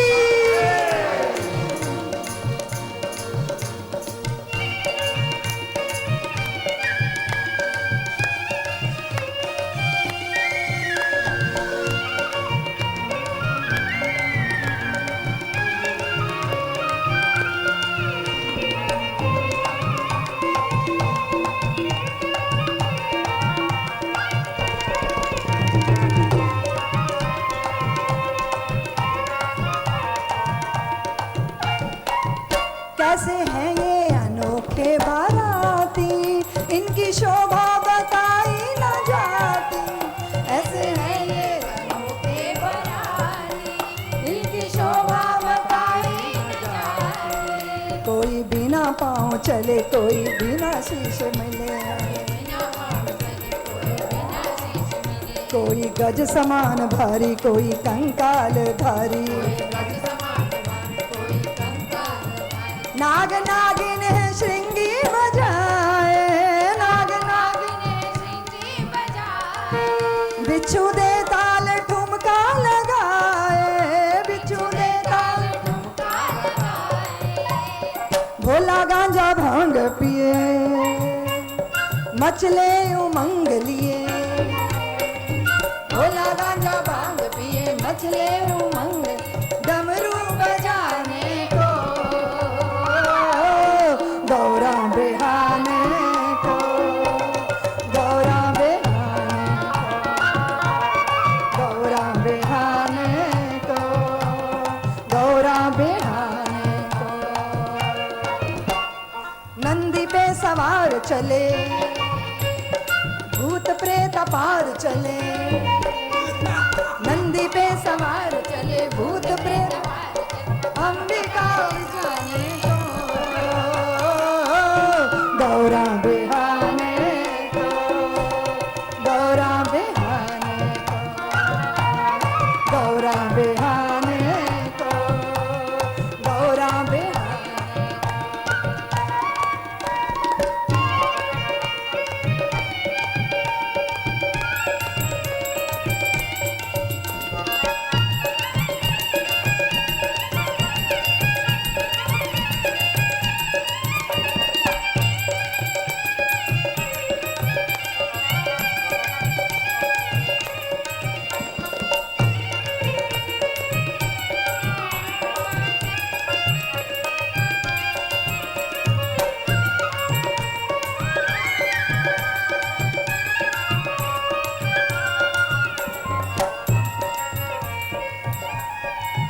जब ये बारात मंडप में आई, भागे सब लोग कौन दे बधाई। जब ये बारात मंडप में आई, भागे सब लोग कौन दे बधाई। शंका नारद ने निवारी, ये है शंभु त्रिपुरारी।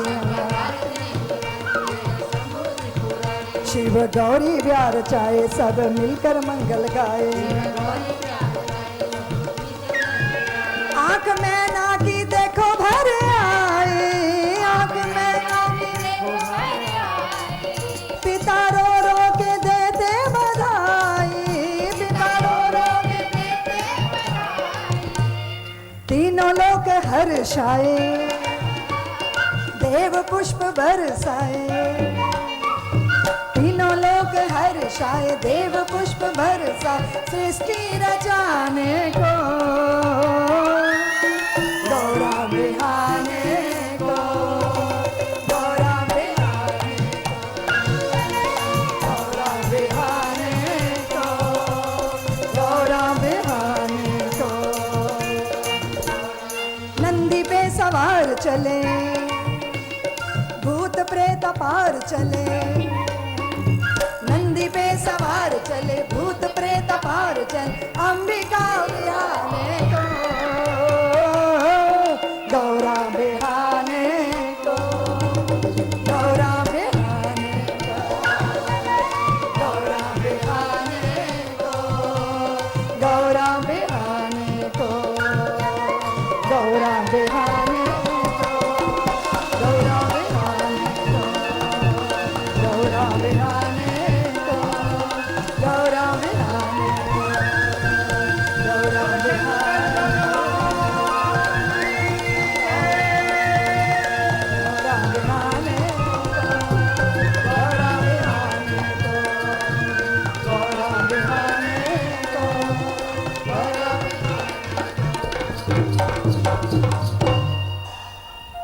गौरी तेरो परम भाग शंभु वर पाए, आज तो हमारे द्वारे भोलेनाथ आए।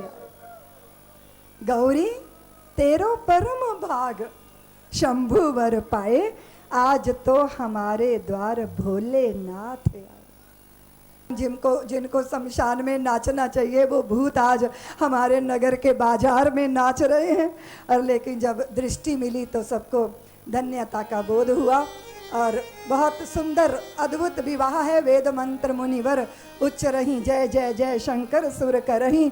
और कौन पिता है जो अपनी पुत्री को प्रभूत दान दाइज नहीं देता। दाइज दिया बहु भांति पुनि कर जोर, हेम भूधर कहे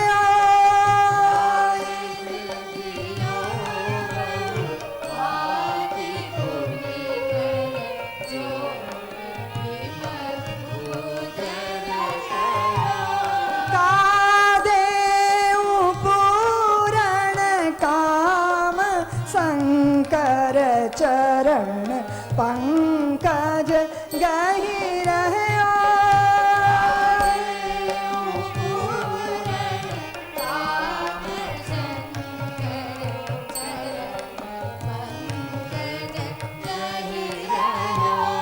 शिव कृपा सागर सुंदर ससुर संतो सब माते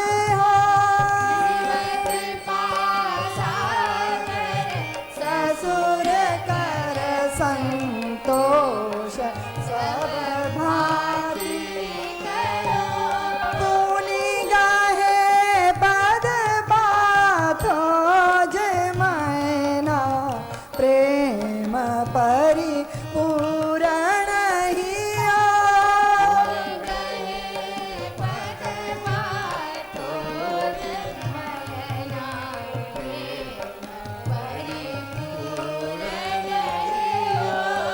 जननी उमा बोली तब लीनी।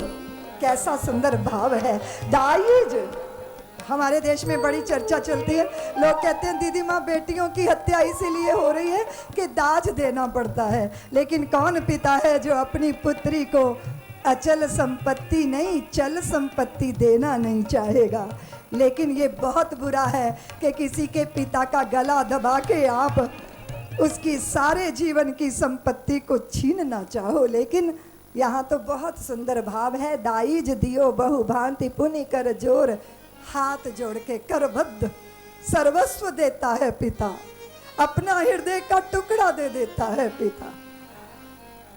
जैसे जनक ने जानकी को सौंप दिया था राम जी को, जैसे सागर ने लक्ष्मी जी को सौंप दिया था नारायण को, आज ऐसे ही हिमाचल ने पार्वती को शंकर जी को अर्पित किया है। बहुत सुंदर सी झांकी है।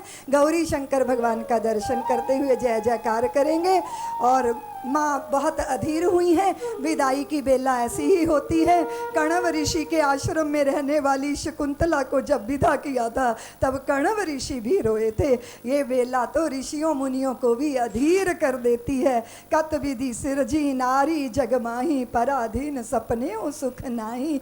मैना के चित्त में ये आया कि नारी जाति को ही विधाता ने क्यों बनाया। पिता को बड़ा करके पुत्री को उसके पति के हाथों में अर्पित कर देना होता है। ये संसार का सबसे पहला दंपत्ति हैं शंकर और पार्वती।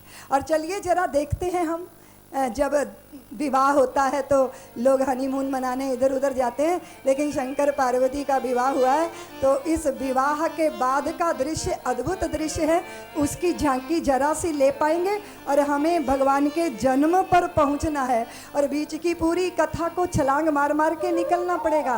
ये तो कथा है, कथा झगड़ा और छाछ जितनी चाहो बढ़ा लो और जितनी चाहो घटा लो। छाछ में पानी डालते जाओ, छाछ बढ़ती जाएगी, और झगड़े में प्रवाद करते जाओ तो झगड़ा बढ़ता चला जाएगा।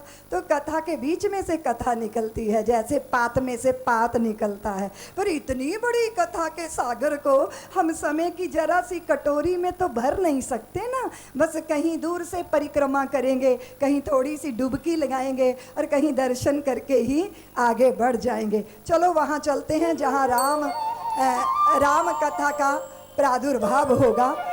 पार्वती और शंकर जी के दाम्पत्य का दर्शन करना है, वहाँ चलते हैं।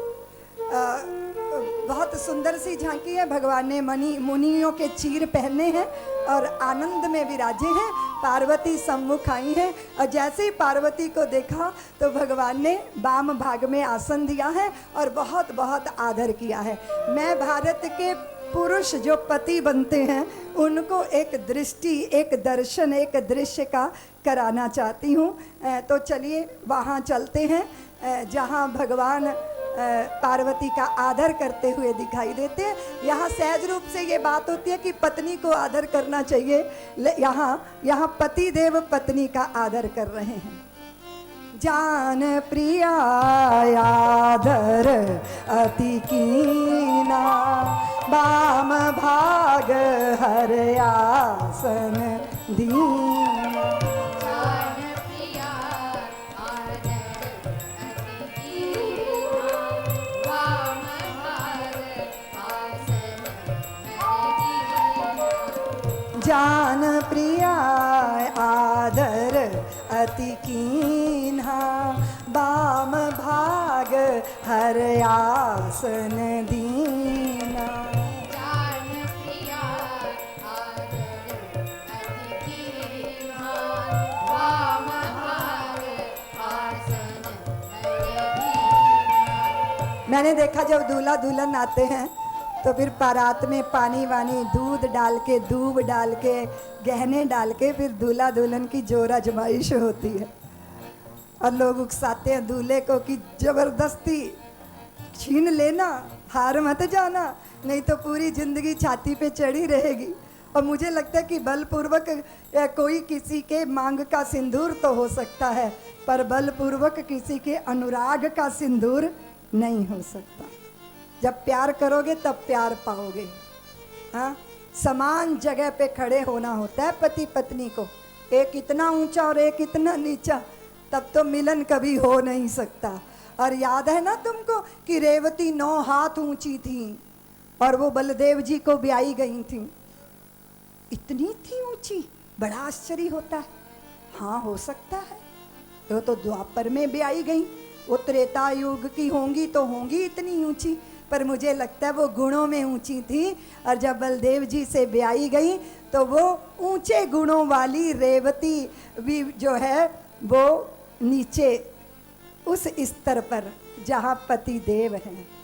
अलकनंदा बहुत भारी हैं, बहुत चौड़ी हैं, पर जब गंगा में गिरती हैं तो वो अलकनंदा नहीं रह जाती, गंगा ही हो जाती हैं। इसको बोलते हैं समर्पण। एक दूसरे के प्रति समान भूमि पे खड़े होकर। इसलिए जो लोग कहते हैं ना औरतों की अकल तो चोटी में होती है, ये तो चूल्हे चौके तक की सीमा में, उनको मालूम नहीं है कि भारत की संस्कृति में कितना बड़ा सम्मान देवियों का रहा है। शंकर पार्वती के लिए आसन दे रहे हैं और वो क्या पूछ रही हैं? वो वही पूछ रही हैं पुरानी बात, सती के चित्त में जो संशय था और उसके लिए जली और अब फिर वही मन के अंदर आया। जानना चाहती हूँ वर्णं रघुवर विशद जस श्रुति सिद्धांत। और जब सुना उन्होंने कि पार्वती राम कथा सुनना चाहती हैं तो बहुत आनंद में आंखों में अश्रुपात होने लगा।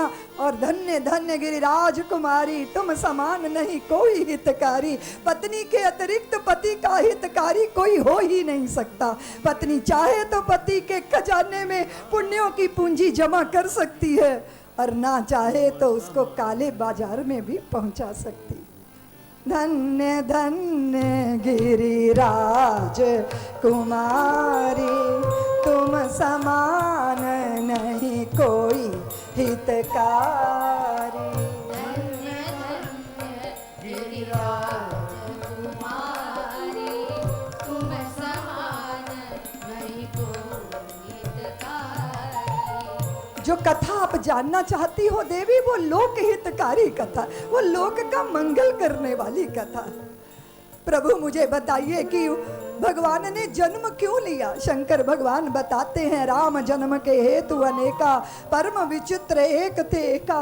प्रताप भानु की कथा सुनाई और नारद के शाप की कथा सुनाई, मनु शतरूपा के तप की कथा सुनाई। किसके कारण भगवान ने धरती पर अवतरण धारण किया, अवतरित हुए? उसके लिए भगवान की स्वयं की इच्छा ये भी है, लेकिन भक्तों की पुकार ये भी है। और रावण जैसे दुर्दांत शक्तियों की प्रबलता की प्रधानता ये भी उनके जन्म का हेतु है। और मनु शतरूपा को दिया गया वचन, मनु शतरूपा जिन्होंने जीवन के उत्तरार्ध में जो है तप किया था, शाक फल कंद खाया, तप किया, और उनकी इच्छा थी कि भगवान उनको पुत्र के रूप में मिले। और भगवान ने नील सरोरुह नीलमणि, नील सरोरहु नीलमणि, नील नीरधर श्याम, लाजहि शोभा निरखी, कोटि कोटि सतकाम। भगवान प्रकट हुए मनु शतरूपा के सम्मुख। आप जैसा पुत्र चाहिए, तो भगवान ने कहा मेरे जैसा तो मैं ही हूँ। और शतरूपा ने कहा पुत्र वधू सहित चाहिए, तो लक्ष्मी जी को भी धराधाम पर जानकी के रूप में आने का अवसर प्राप्त हुआ है। चलो हम वहाँ चलते हैं, यहाँ नवद्वारा पुरी अयोध्या, अष्टचक्र नवद्वारा। अयोध्या हमारी काया भी है, और जिसमें राम हर पल विराजमान रहते हैं। और यहाँ पे इस अयोध्या में दशरथ हैं, जिनकी भार्याएं कौशल्या और सुमित्रा और कैकेयी।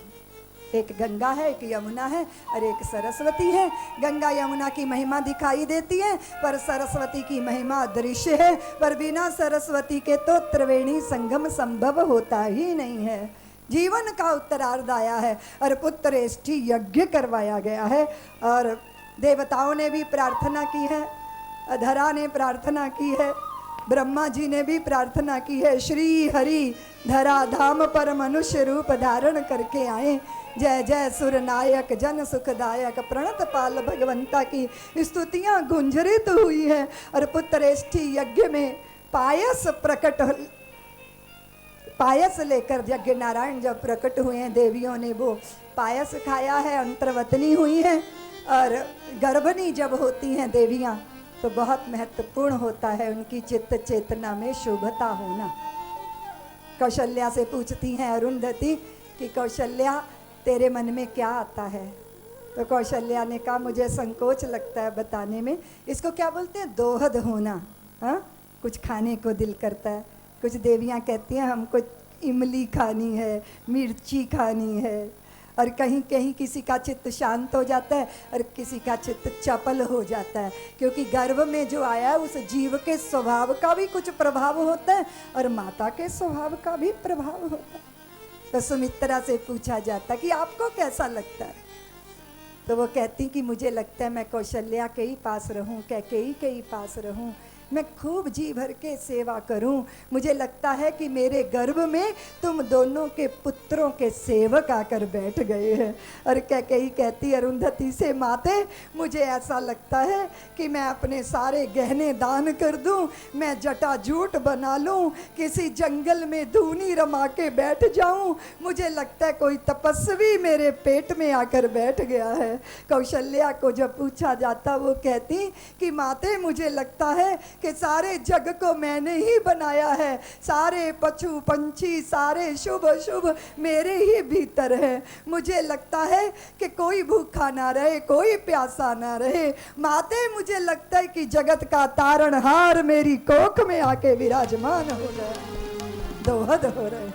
अद्भुत शोभा है। एक साधारण जननी महिला अपने गर्भ में भगवान को जब धारण करती है तो कैसी होगी उसकी तेजस्विता, कैसा रूप होगा, कैसी भाव दशा होगी। कल्पना करो देवियों, मेरे जैसा मरण धर्मा भला व्यक्ति अपने शब्दों से कैसे व्यक्त कर सकता है कौशल्या की महिमा को।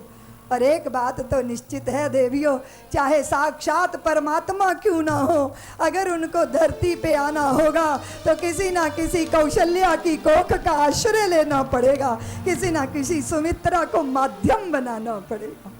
बिना जननी के तो भगवान भी धरा धाम पर आ नहीं सकते। इसलिए जब तुम अपने को निराश्रित कहती हो ना, तो मैं कहती हूँ नहीं, तुम निराश्रित नहीं हो, तुम तो जगदीश्वर की भी आश्रयदायिनी हो। तुम राम को कोख में धारण करने वाली हो देवियों। तुम्ही ने आंजनेयों को जन्मा है, तुम ही लखन लाल की माता हो, तुम बेचारी कैसे हो सकती हो। समय आया है, वो शुभ समय आया है। नवमी तिथि मधुमास पुनीता, शुक्ल पक्ष अभिजित हरि प्रीता, मध्य दिवस अति शीत न घामा, पावन लोक काल विश्रामा। ऐसा वो शुभ समय आया और देवी कौशल्या के सम्मुख चतुर्भुज रूप में शंख चक्र गदा पद्म धारण किए हुए नारायण भगवान प्रकट हुए हैं। और वे मूक देख रही है, चुप्पी सद गई है भीतर। नारायण को तो नहीं मैंने मांगा था, मैंने तो नन्हे से शिशु को मांगा था। और आप नारायण होकर आओगे धरा पर, तब आप नर की पीड़ा नहीं समझ पाओगे। इसलिए नारायण, आप तो नारायण हो, पर मेरे लिए नर बन जाओ, छोटे शिशु बन जाओ। सुन वचन सुजाना, रोद न ठाना, होई बालक सुर। भय प्रगट कृपाला, दीन दयाला, कौशल्या हितकारी, हर्षित महतारी, मुनि मनहारी, अद्भुत रूप विचार। लोचन अभिरामा, तन घनश्याम, निज आयुध भुज चार। भूषण बनमाला, नयन विशाला, शोभा सिंधु करा।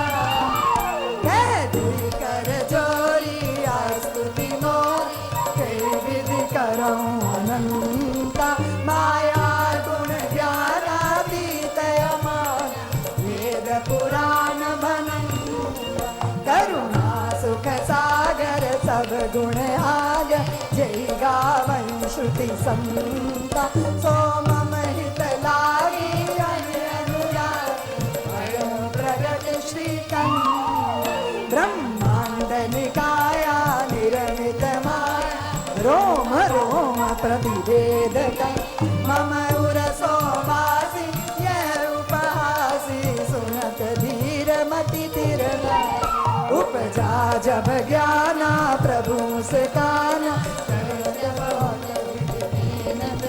गई कथा बुझाई, मात बुझाई, जय प्रकार सुत प्रेम। माता पुनि बोली, सोमति डोली, सजौता दय रूपा, की जैसी सुलीला अति प्रिय सी, जय सुख परम।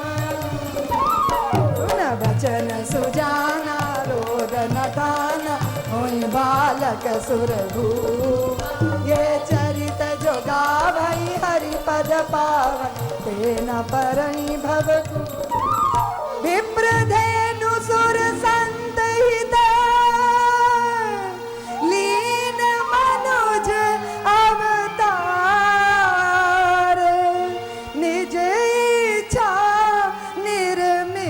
तनु माया गुण गोपा। बोलो रे भाई राम लला की, बोलो रे भाई राम लला की, बोलो रे भाई राम लला की। चले हम अवध चलते हैं। किंकरी उसको बोलते हैं देवियों जो स्वामी की तरफ देखती रहे कि मुझे क्या आज्ञा मिल रही है। और आज दशरथ किंकरियों की ओर देख रहे हैं कि आज मुझे क्या समाचार मिल रहा है। अद्भुत समाचार है। दिशाएं धन्य हुई हैं। सुमित्रा को 2 पुत्र हुए हैं, कैकेयी को और 4 अंश में अर्थ धर्म काम मोक्ष स्वरूप चारों भाइयों का प्रादुर्भाव हुआ है और सभी लोग बहुत प्रसन्न हैं। बस चंद्रमा बहुत परेशान है। तो चंद्रमा कह रहे हैं प्रभु मुझे ना आपके दर्शन नहीं हो रहे, आपके बाल स्वरूप के मुझे दर्शन करने हैं। भगवान बोले भाई आप दर्शन कर लो, क्या दिक्कत है। तो चंद्रमा बोले कि ये जो सूर्य भगवान है ना, इनके रथ आगे नहीं बढ़ रहे, ये जा ही नहीं रहे। दिवस मास दिवस मर्म न जाने कोई, रथ सहित रथ समेत रवि थाक्यो निशा कवन विधि। वो आगे नहीं बढ़ेंगे तो मेरी बारी कैसे आएगी। इतने लंबे समय का दिन हो गया। बाबा कहते हैं सब प्रभूत दक्षिणा दे रहे हैं, पा रहे हैं। तो भगवान बोले देखो चंद्रमा, हम सूर्य वंश में जन्मे, अब सूर्य के रथ को आगे नहीं बढ़ा सकते हम, उसका अधिकार है हम पर। तो फिर हम क्या करें। बोले हम जब चंद्रवंश में जन्मेंगे तब आपका हम पर अधिकार रहेगा। तो हम इतनी लंबी, कितनी लंबी अवधि। बोले यदु वंश में जन्मेंगे द्वापर में। तो चंद्रमा बोले प्रभु इतनी लंबी तारीख दे दी आपने, तब तक मैं कैसे आनंद शांति पाऊंगा। तो भगवान बोले देखो चंद्रमा, हम सूर्य वंश में जन्मे हैं, पर कोई हमें राम सिंह नहीं कहेगा, सब हमें रामचंद्र कह के ही पुकारेंगे। हम आपको अपने नाम का आश्रय दे रहे हैं। और चंद्रमा को नहीं, हम सबको भी भगवान ने नाम का आश्रय दिया। उन्हीं के नाम का आधार है हमको। हाँ, कलयुग केवल नाम आधारा, सुमिर सुमिर नर उतरई पारा। राम से बड़ा राम का नाम। चलो चलते हैं वहाँ, अयोध्या चलते हैं। अवध में जन्मे राम सलोना, अवध में जन्मे राम सलोना, अवध में जन्मे राम सलोना, जन्मे राम सलोना।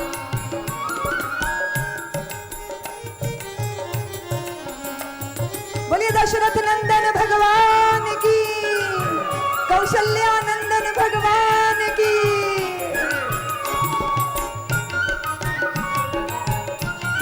ताली बजाने में कंजूसी क्यों कर रही हो।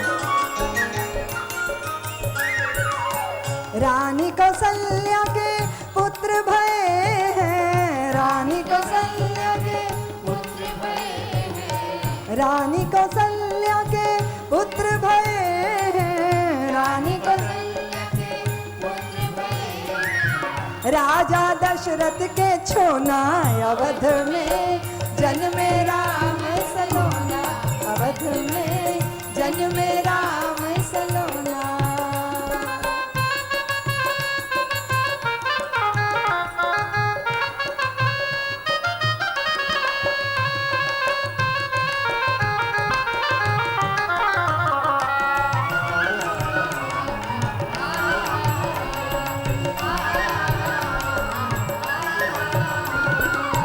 रानी कौशल्या की गोद सिरानी, रानी कौशल्या की गोद सिरानी, रानी कौशल्या की गोद सिरानी, रानी कौशल्या की गोद सिरानी। दशरथ जी के नैना, अवध में जन्मे राम सलोना, अवध में जन्मे राम सलोना।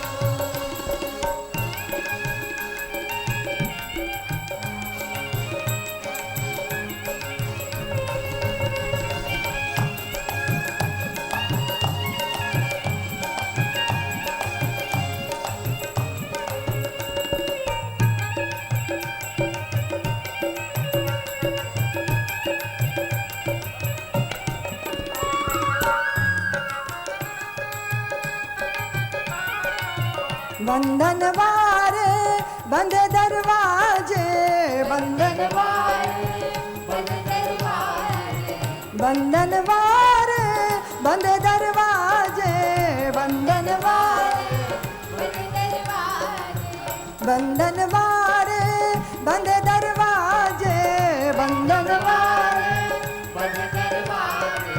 कलश धरे दो कोना, अवध में जन्मे राम सल में जन्मे राम सलोना, अवध में जन्मे राम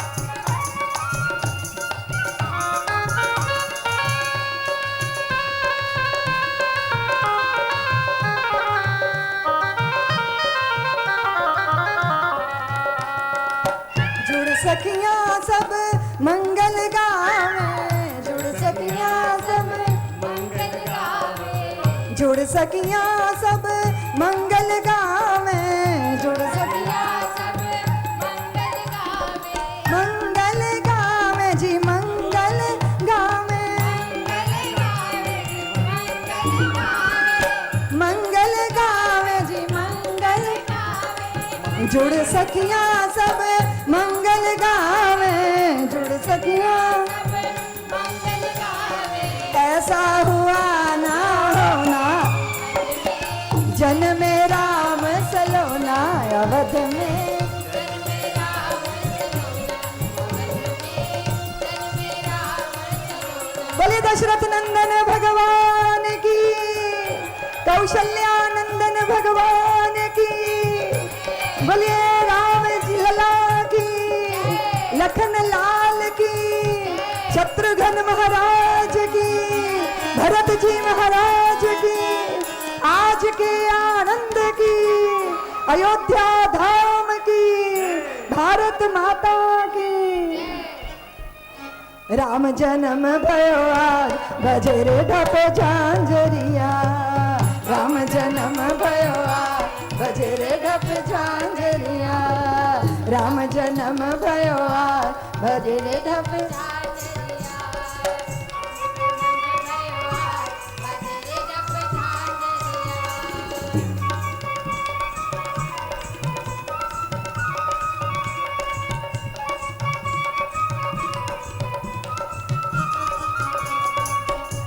हाथ ऊपर करके ताली बजाएंगे, सब आनंद लेंगे भगवान के जन्मोत्सव का आनंद।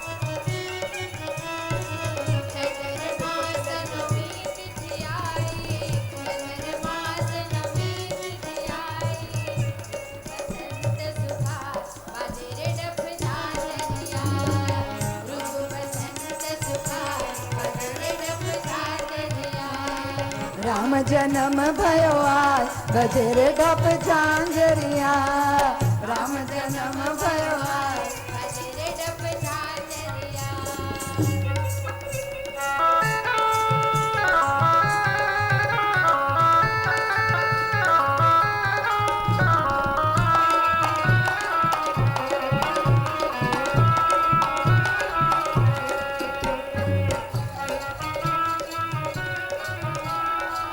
तीन महारानियों के भय चार चंदा, तीन महारानियों के भय चार चंदा, तीन महारानियों के भय चार चंदा, तीन महारानियों के भय चार चंदा। छायो त्रिलोक उजियार बजे रे ढप झांझरिया छायो त्रिलोक उजियार बजे रे ढप झांझरिया राम जन्म भयो आ बजे रे ढप झांझरिया राम जन्म भयो आ बजे रे ढप झांझरिया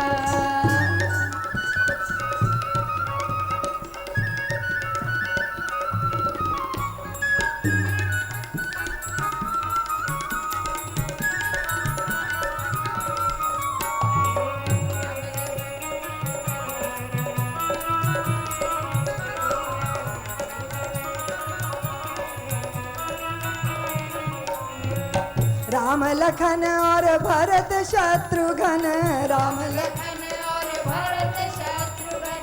राम लखन और भरत शत्रुघ्न राम लखन और भरत शत्रुघ्न चिरजीवे चारो लाल बजे रे ढप झांझरिया चिरजीवे चारो लाल बजे रे ढप झांझरिया राम जन्म भयो आ बजे रे ढप झांझरिया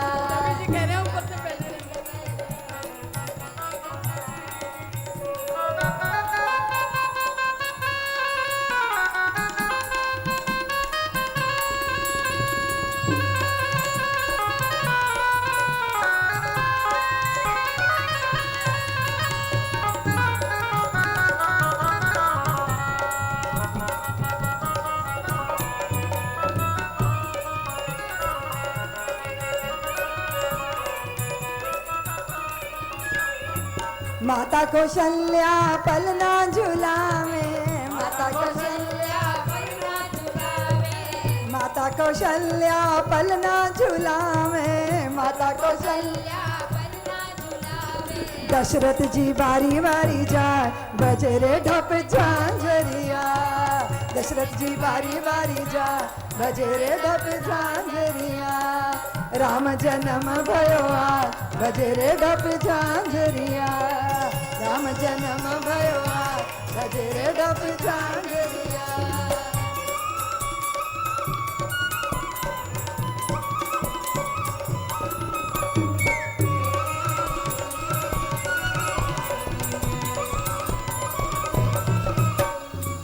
राजा लुटा में कुर्ता धोती राजा लुटा में राजा लुटावे कुर्ता धोती राजा लुटावे रानी लुटावे दुशाल बजे रे ढप झांझरिया रानी लुटावे दुशाल बजे रे ढप झांझरिया राम जन्म भयो आ बजे रे ढप झांझरिया राम जन्म भयो आ बजे रे ढप झांझरिया घर घर सोहर गीत मनोहर घर घर घर घर सोहर गीत मनोहर घर घर सो